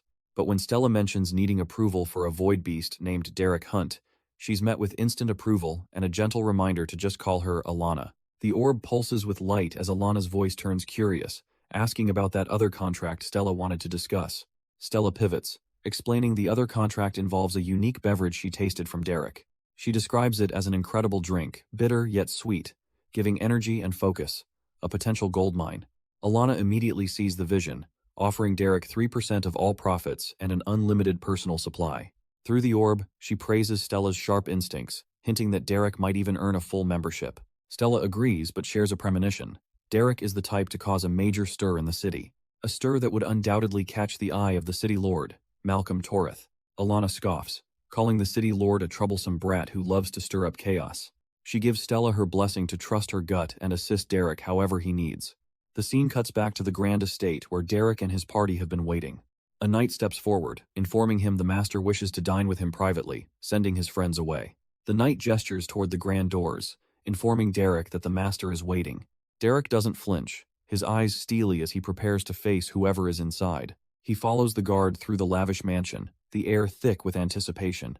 And there, at the far end of an intimidatingly long dining table, a single man sits. The knight announces Derek's arrival and is immediately dismissed with a casual wave. Now alone with the boy, the master gestures to the empty seat with a disarming smile.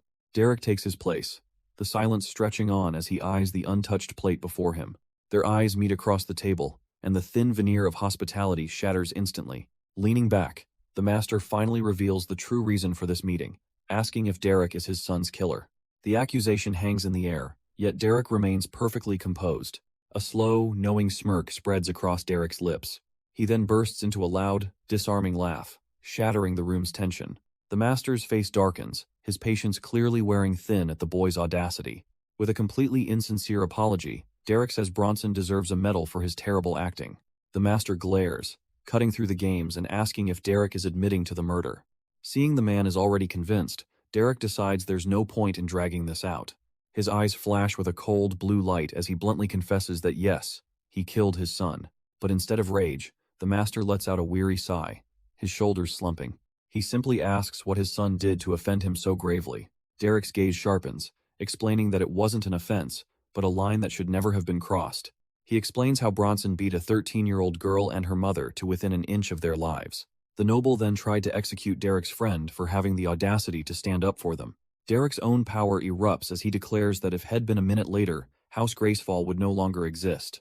The master coolly accepts the threat, but doubts the boy has the power to back it up. A confident, almost predatory grin spreads across Derek's face. Then, in a flash of purple energy, he vanishes from his seat. Reappearing instantly behind the master, he whispers that he's more than capable of the task. The old man spins around, his composure finally cracking at the impossible display of speed. But Derek is already back in his chair, casually suggesting they can skip the violence and just eat. Now in complete control, he points and asks the real question. Why isn't the master even angry about his son's death? The master's expression hardens as he admits that he is angry, just not at Derek. His anger, he reveals, is turned inward, a deep regret for failing as a father. He confesses he was too soft, allowing his son to become the monster Derek had to put down. In a shocking twist, he even thanks Derek for spinning a tale that gave Wallace's death a shred of honor. Derek is completely thrown, unable to process this sudden gratitude. Seriously? But the master quickly pivots, calmly cutting his steak with a new question on his mind. He points out the obvious. Derek is far too high level to have entered that dungeon, so who really cleared it? A sly grin returns to Derek's face, his willing to tell, but such a secret requires an oath of silence. The old man is willing to negotiate, saying he can give an oath as long as its terms aren't too severe. Derek holds up 2 fingers, laying out his simple conditions: absolute secrecy, and no using the information to harm him or his. After a moment of thought, the master's expression hardens with resolve. The conditions are acceptable. He's made far worse deals for far less gain. He invokes the Great System, his name revealed as Walter Gracefall, binding himself to the oath under penalty of losing everything. With the contract sealed, Derek leans back, a sly grin spreading as he changes the subject entirely. The question hangs in the air, causing Walter's hands to freeze mid-cut. He admits he knows very little, only that such classes exist in theory, but he's never known anyone to possess one. Derek casually takes a bite, informing the old master that now, he does. The old man's eyes widen, the words echoing in his mind. A legendary class. Derek just shrugs, enjoying the moment, saying his willingness to answer depends entirely on the questions. Walter leans forward, his mind racing, immediately asking what conditions Derek met to receive such a monumental offer. Derek explains his simple philosophy. To be rewarded extremely, you must go to extremes. A boy who wants to be a legendary swordsman must become one with his blade. Likewise, a girl aspiring to be a legendary water mage must live within the water itself. He believes anyone who devotes themselves with such zealous passion will surely get a great class. Walter leans back, his curiosity piqued, asking if Derek has tested this theory on anyone besides himself. Taking a bite, Derek admits there is one other, and he's scouting this city for their sake.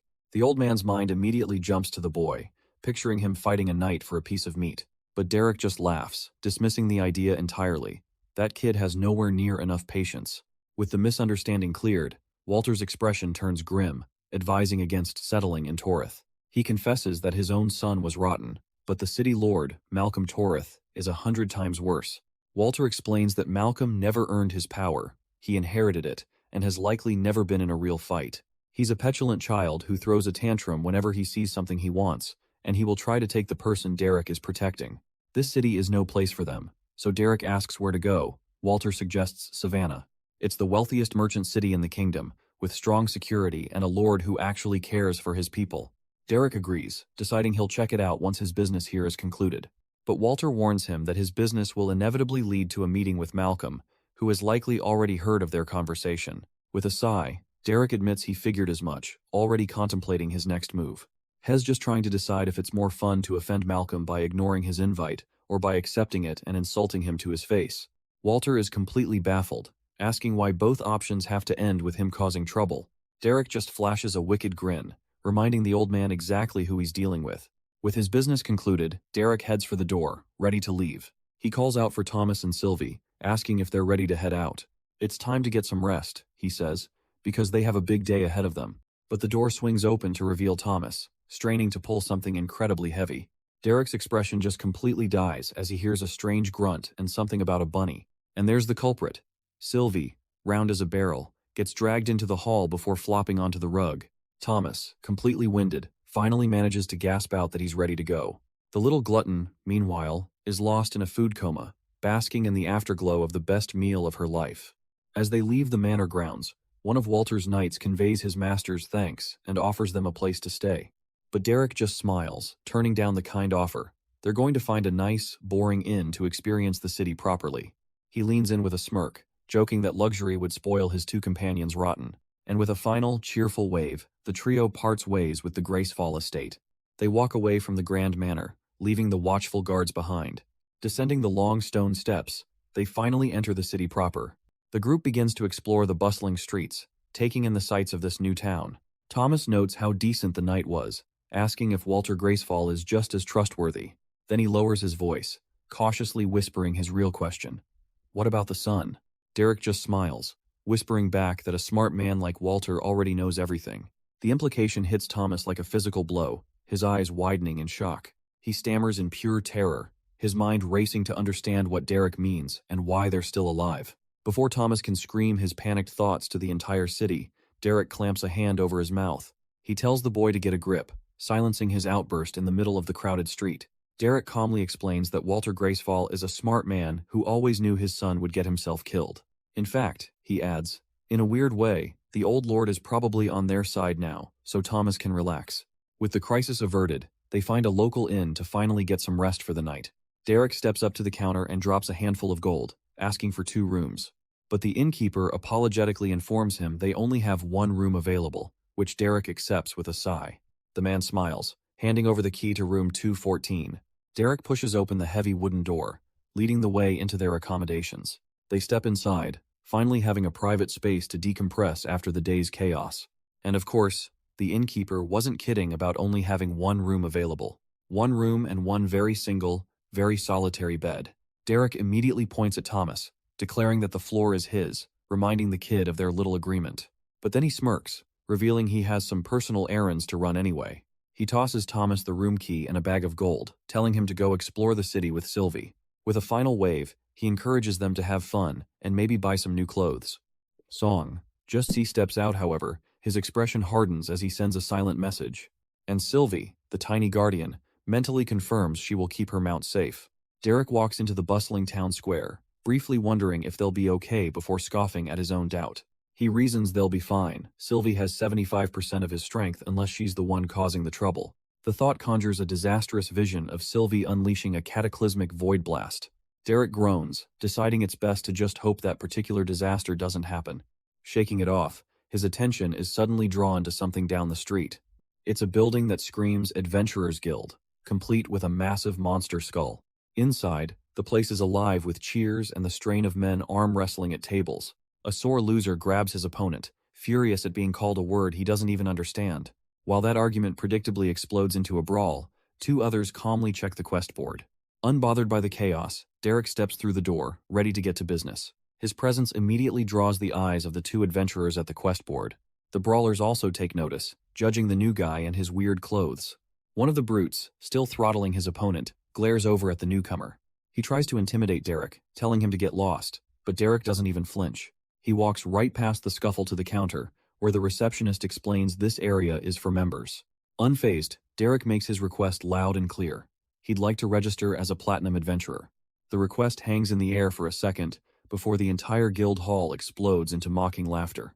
The receptionist, Nia, tries to politely explain the situation, but she's suddenly pushed aside. A man in golden armor takes over, informing Derek that platinum registration is only done in the capital. Unbothered, Derek just scratches his neck and says that's fine. Hell, just take a gold badge then. The request sends a second, even louder wave of laughter through the guild hall. The gold-armored man grits his teeth, explaining that one does not simply take a gold badge. Derek just shrugs, completely unconcerned, and says a test is fine with him. The guildsman sighs, rubbing his temples. It's his funeral, he mutters, telling the cocky newcomer to follow. He leads Derek down a hall to the training area, reserved only for their silver and gold ranked members. As they approach, he explains that they even keep healers on standby for when spars get out of hand. He calls out for an instructor named Russell, just as a body goes flying from a vicious punch. And there stands Derek's examiner, a beast of a man, towering over his crumpled opponent. The guildsman presents Derek to the mountain of a man, formally announcing the gold-ranked examination. Russell glances over, completely unimpressed, as medics behind him tend to his last opponent, who isn't even breathing. The guildsman nervously adds that Derek actually wanted a platinum exam, but had to settle for gold. This just makes Russell laugh, mocking the pipsqueak's absurd ambition as he beckons him into the ring. In the background, the previous victim is unceremoniously carried away, his soul trailing behind him. But before the fight can start, the guildsman stops Derek for one last piece of paperwork. He's presented with a waiver, absolving the guild of any responsibility for his inevitable dismemberment or death. Derek couldn't care less, impatiently agreeing so he can finally get on with it and walk into the arena. Cracking his neck, Russell towers over him, offering 2 free shots and daring the kid to do his worst. But Derek is done with the pleasantries, telling the giant to shut up and fight since he doesn't have all day. The guild proctor just sighs, already preparing for the inevitable mess. That's all the encouragement Russell needs, roaring that the kid asked for it as he charges forward. His fist, glowing with power, whips through the air and completely misses its target. And in return, Derek delivers a simple, almost lazy slap that sends the behemoth flying. The entire crowd, who had been mocking him just a moment before, is left utterly speechless. A perfect, bright red handprint blooms on Russell's cheek, the shock of the blow finally registering. He crashes into the arena floor with a thud, leaving a crater where he lands, completely out cold. Derek simply holds out his hand, asking if he can finally get his gold-ranked badge now. After effortlessly wrecking the guild's strongest brawler, Derek sits down, looking thoroughly unimpressed. He yawns, asking the guild official if he can finally get his gold-ranked badge now. The official is practically sweating through his armor, still shaken from the display of power he just witnessed. He stammers out an apology, explaining that even Derek must complete a silver-ranked mission first. Trembling, he hauls out a massive book, hoping to appease the monster sitting before him. He presents it as a binder containing every single active silver-ranked quest available. Pointing to a specific section, he shows Derek the quests located in and around the city of Torith.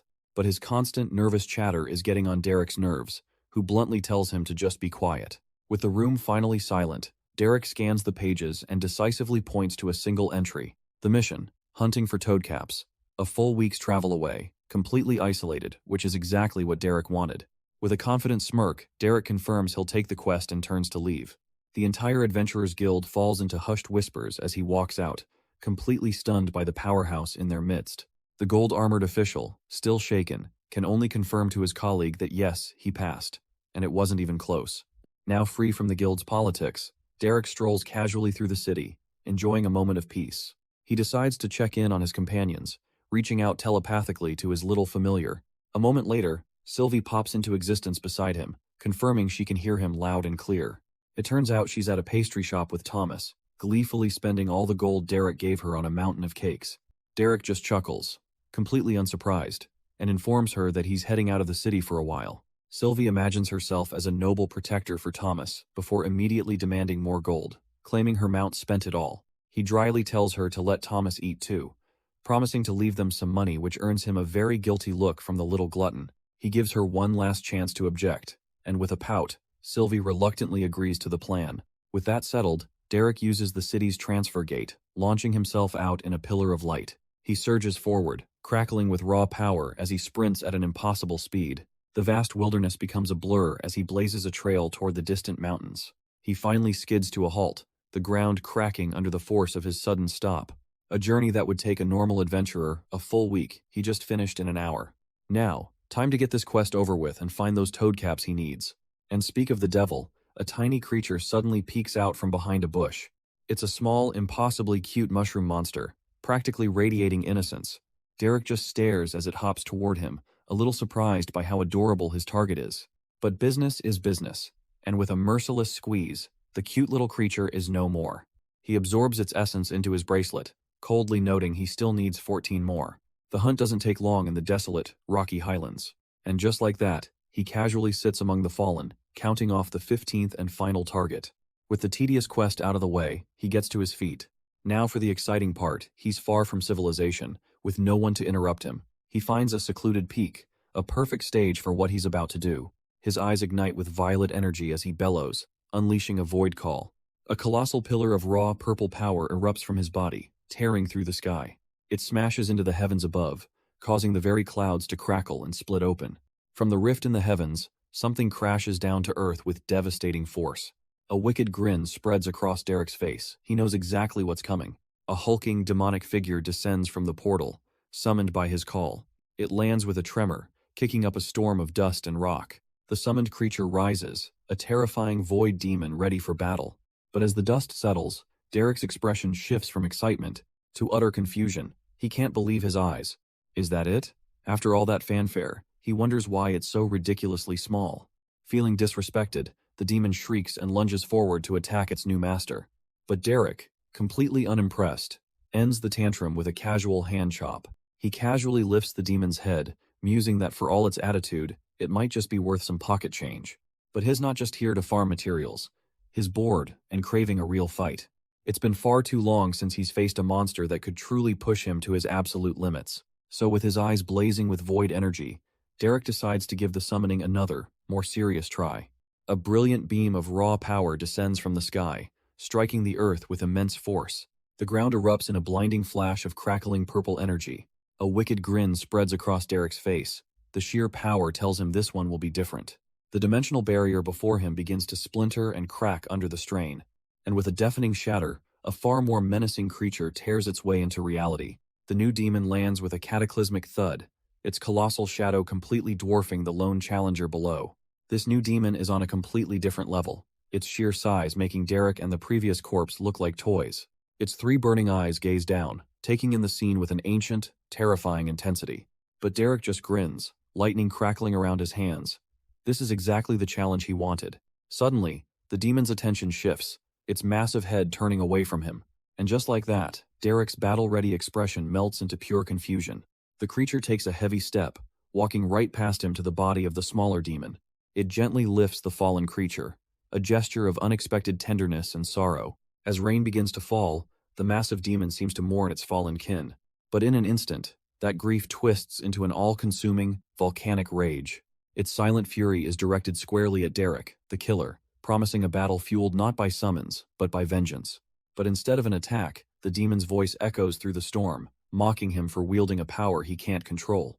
Derek's battle-ready stance falters. He's completely stunned that the monster is talking. He plays it cool, rubbing his neck with a smirk, trying to brush off the shock and asking what it wants. The demon hisses, unimpressed, repeating that his use of the void is clumsy and undirected.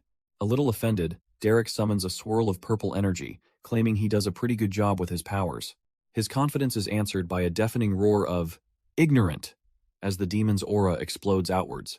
It tells him plainly that he has no idea what kind of cosmic forces he's tampering with. In fact, the demon claims it was pure luck it was nearby to rectify Derek's mistake.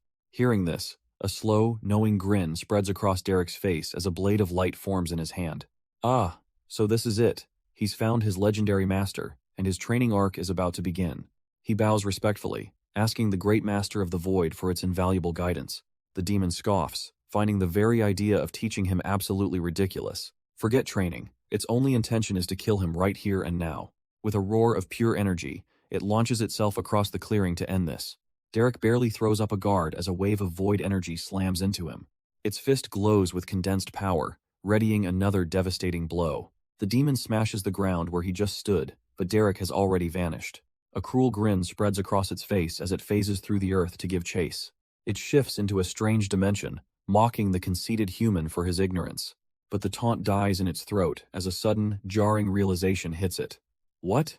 The tables have turned, with Derek now looming over the shocked demon in its own realm. It finally understands. This human is no mere amateur dabbling in the void. Derek just shrugs it off, admitting that while he's new to using it, he's spent a lot of time inside. Enraged, the demon unleashes a furious barrage, refusing to let such a being exist. The sheer speed of the attack almost catches him off guard as a beam slices past his face, but he immediately begins weaving through the storm of deadly energy. He dances between lethal beams, crisscrossing the void, a master of his domain. When ranged attacks fail, the demon closes in and smashes Derek down from above. It gives him no time to recover, appearing instantly behind him with both fists raised. And with a deafening crash, it brings its hands down with world-shattering force. The force of the blow sends Derek careening through the fractured void, but the demon gives him no time to breathe, unleashing a devastating energy beam. Blood trickles down his face, but his eyes are sharp, calculating. With a simple, almost casual flick of his fingers, a perfect ring of void energy materializes, effortlessly catching the blast. The demon's own attack is then flung right back at it with incredible force. As the creature tumbles away, Derek stands, admitting that punch packed some heat. And then a wry smirk spreads across his face as he realizes this is what it's like to fight him. The demon, enraged, asks why he's laughing when his own death is imminent. Derek just chuckles, clarifying that it's not his death he finds so amusing. With his void-filled eyes gleaming, he informs the demon that its imminent death has arrived. The creature can only snarl back, completely bewildered by this human's sudden confidence. Derek dashes forward, a streak of blue lightning closing the gap in an instant. From his fingertips, two razor-sharp blades of pure energy materialize. He zips past the colossal beast, a blur of motion too quick for its eyes to follow. From above, he launches his new attack, two spears of light descending from void portals. They pierce straight through the demon's shoulders, causing it to roar in agony. But he's not done yet, already gathering a massive ball of destructive energy in his fist. He rockets downward like a meteor, aiming directly for the creature's head. The impact is catastrophic, a blinding explosion of power engulfing the demon. The demon is slammed into the ground, its body cracking the very earth beneath it. As rain begins to fall, Derek walks away from the wreckage, assuming the fight is over. But the beast isn't dead. It coughs up blood, begging him to just kill it and be done. Derek stops in his tracks, genuinely surprised. He had no idea void beasts could be intelligent. The demon explains that he is their enemy, a beacon they are forced to answer, but he doesn't control them yet. Control? Derek's mind races, trying to understand the creature's cryptic warning. With its final breaths, the beast gives up, simply asking for death once more. Derek understands. He can't just let it go. Fine, he says, as void energy gathers. Standing over the creature, he knows that any mercy shown would just lead to it hunting him relentlessly. Acknowledging it was a good fight, he plunges his blade deep, ending the creature's life for good. With the quest finished and two new void beasts for Stella, Derek decides it's time to head back. Walking through the forest, he reaches out telepathically to check on his little familiar, Sylvie. The response he gets is a vision of Sylvie, looking utterly disgusted atop Thomas's head as the boy is completely smitten. She thinks he's an idiot, easily tricked by a girl who's obviously just trying to get his storage ring. Derek just laughs it off, telling Sylvie to make sure the girl doesn't actually steal it. His tone sharpens for a moment as he gives one final crucial order. Don't kill her, to which Sylvie reluctantly agrees. With that handled, Derek finally arrives back at the massive, dragon-headed guild hall under the pale moonlight. The guildsman on duty greets him casually, assuming he's just returning with a question about the quest. But Derek smirks, slamming the beast's severed head onto the desk and announcing the job is done, leaving the man speechless. The guildsman stammers, apologizing for his shock. He wasn't expecting anyone to complete that hunt for at least another week. The reward for his Herculean effort? A measly 2 gold coins. Derek is not impressed. But the guildsman reveals the true prize, presenting it with the honor it deserves.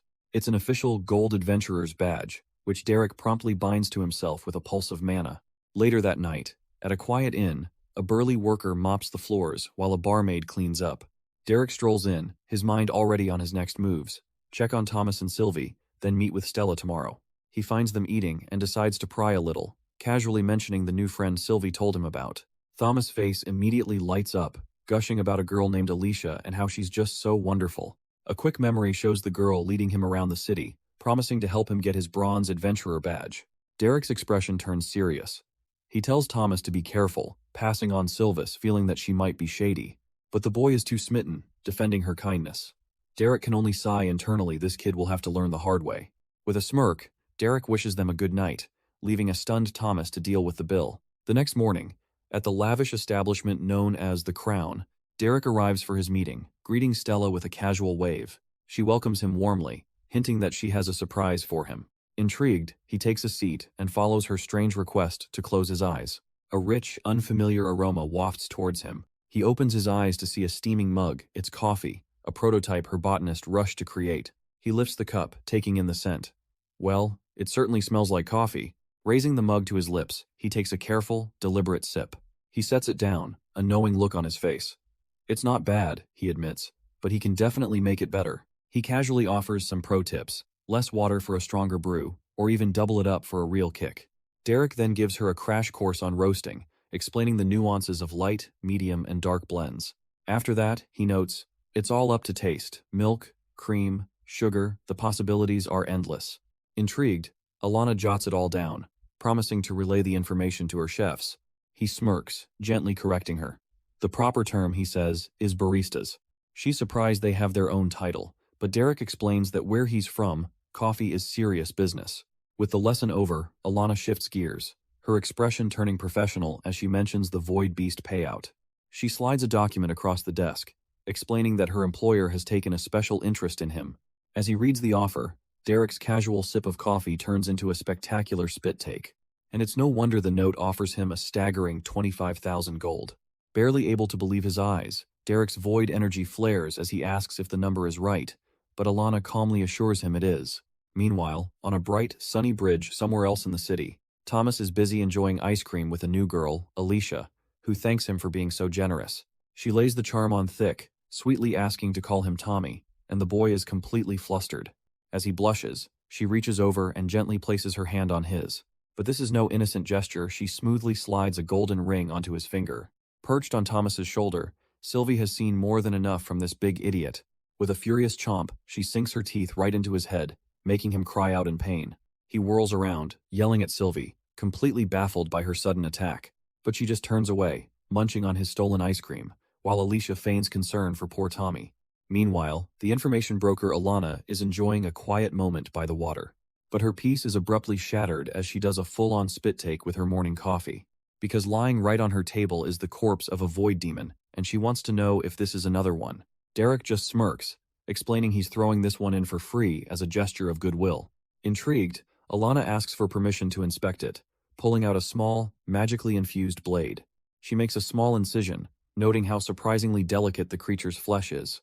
Alana brings a taste of its blood to her lips, her expression turning from curiosity to intense focus. And in an instant, her eyes widen in utter disbelief. She's just discovered something impossible. She immediately orders Derek to store it, but he can see the panic in her eyes and asks what's wrong. But he already knows, refusing to let her accept his gift without understanding its true, hidden value. With a grim expression, Alana explains the well-known rule. It takes a whole prepared meal of a void beast to raise a stat by 1. Derek's eyes narrow, tired of the lecture and demanding she get to the point. The bombshell drops. Her vitality just increased from a single, tiny taste of its blood. And suddenly, the true, immense value of this creature hangs in the air between them. It's worth a fortune. Meanwhile, in a sun-drenched garden far away, a small white bird flutters through the air. It lands gently on a table beside a teacup and a shimmering crystal orb. An elegant woman with long white hair greets her little messenger, enjoying a moment of peace. She brings the delicate cup to her lips, taking a slow, calming sip. But her tranquility is shattered as the orb flares to life with an incoming call, and she prays it isn't business. Her expression hardens instantly. It is business, and she commands her subordinate to put him on. Alana slides the communication orb over, giving a final warning. Just hearing her voice can compel you to obey. But Derek smirks, thanking her for the heads up. He seems to think he'll be just fine. He lifts the glowing crystal to his ear and initiates the call, offering a simple hello. A silky voice immediately greets him and then gives him a strange, direct command. Hop on one foot. For a brief moment, her enchanting magic takes hold, and his body begins to obey against his will. But with a surge of inner strength, he slams his foot back down, informing her he'd rather not. The voice on the other end is absolutely delighted, amazed he could resist a direct command through the crystal.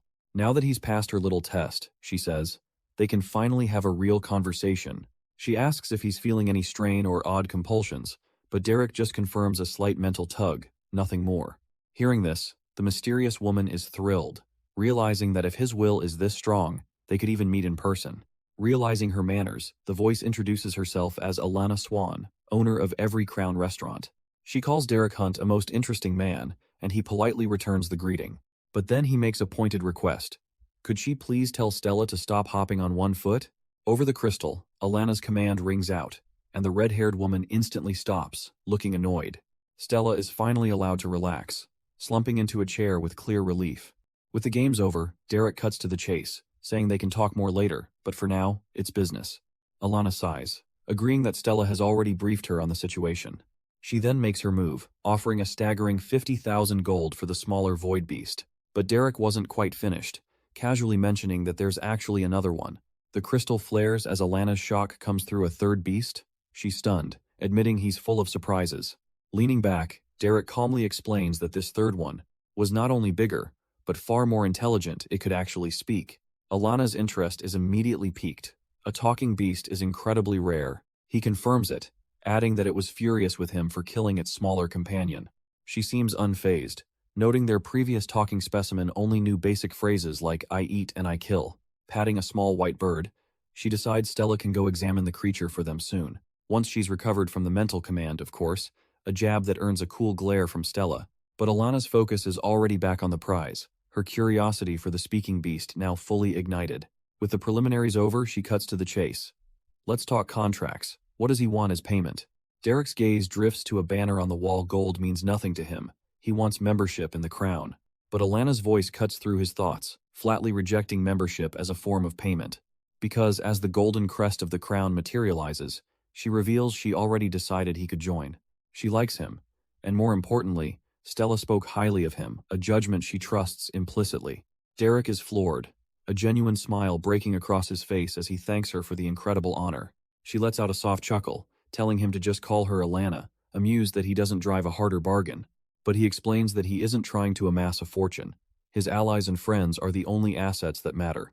Intrigued, Alana sweetens the pot, offering him specially prepared meat for a massive stat boost, plus 20% of the auction price. This isn't just gold. This is power, and the kind of wealth that funds lavish banquets for the elite. Derek nods in agreement. The offer is more than fair, but he has a few more unique requests. A sly look crosses his face as he makes his first demand. He wants the hide and claws from the beasts for himself. Alana casually agrees, dismissing the rare monster parts as things she has no use for anyway. Then Derek ups the ante with his second request, recalling the incredible blades he saw Stella using. His current weapon simply can't contain the sheer force of his void energy anymore. Alana considers it. The smith is eccentric, but it can be done for a price, cutting his share to 18%. A small price to pay, Derek thinks, agreeing instantly so long as the weapon is top tier. And for his final and most bizarre request, he asks for a storage ring filled with cooking equipment. Alana raises an eyebrow, assuming he must be training his own personal chef. A sly grin crosses Derek's face as he gives a vague, knowing reply. Because now it's time for the weird part, and he just hopes this doesn't backfire on him. He asks if his cook could shadow her chefs for a few days to learn from the best. Alana is clearly amused by his strange request, but she agrees it can be done. With the deal concluded, she dismisses him, telling Stella to get the contracts ready. A new alliance is formed, both looking forward to the growth of their strange partnership. But before he can leave, she stops him, saying she has a few questions of her own. She reminds Derek that she has eyes and ears everywhere, her network vast and unseen, and while no one else has put the pieces together, she certainly has. She drops the bombshell, asking him directly, how did he gain the ability to summon void beasts? Derek's calm demeanor shatters in an instant, caught completely off guard. Alana calmly reassures him, promising his secret is safe with her. She adds that Stella won't remember a thing, but warns him to be far more careful. She lays out the facts. He brought a void beast for their deal, left town, and then a giant purple beam shot into the sky. Sipping her tea, Alana tells him his grand entrance back with 2 more beasts was more noticeable than he thinks. She adds, with a hint of a threat, that she hopes she's the only one who has put the pieces together. Derek is floored, demanding to know how she saw the purple beam. Is she watching him? Through the orb, her voice calmly denies it, clarifying that she doesn't watch him but she has people who do. She calls them her deathsworn, and as Derek wonders what that means, a dark purple energy begins to emanate from the orb. He's shown a vision of hollow-eyed people, souls shackled by glowing runes, vile humans, she calls them. Alana explains their fate. She traps them within their own minds, forcing them to do her bidding forever. She looks him dead in the eye, assuring him she only doles out this punishment to those who truly deserve it. Derek listens, his expression hardening as he processes the terrifying power of the woman he just made a deal with. As the orb's dark energy fades, Stella finally stirs, wondering just how long she was out. Derek coolly informs her it was long enough for him and Alana to have a very productive chat. Shaking off the daze, she confirms she's herself again and gets straight to business. The contract is immediately produced, and she points exactly where he needs to sign. With a swift stroke of the pen, Derek makes their partnership official. They seal the deal with a handshake, and she formally welcomes him to the crown. She then presents his new membership card, instructing him to bind it with his mana. A flash of light confirms the card for the Crown restaurant is now his and his alone. Next up are the items he requested, starting with a fully stocked storage ring. Derek inspects its contents, a pleased smile spreading across his face. Perfect. And there's one more thing. Stella presents a glowing communication crystal, a personal gift from Alana. From the orb, Alana's voice drifts out, admitting she rarely finds someone she enjoys talking to so much. He gladly accepts her offer to chat again, their new connection sealing with a pulse of light. She explains the crystal can store contact sigils, though for now, it only contains hers.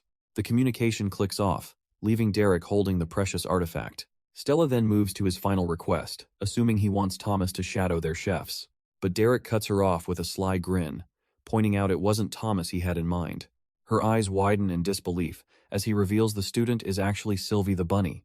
2 hours later, little Sylvie is anything but cute, growling as a storm of dark energy erupts from its body.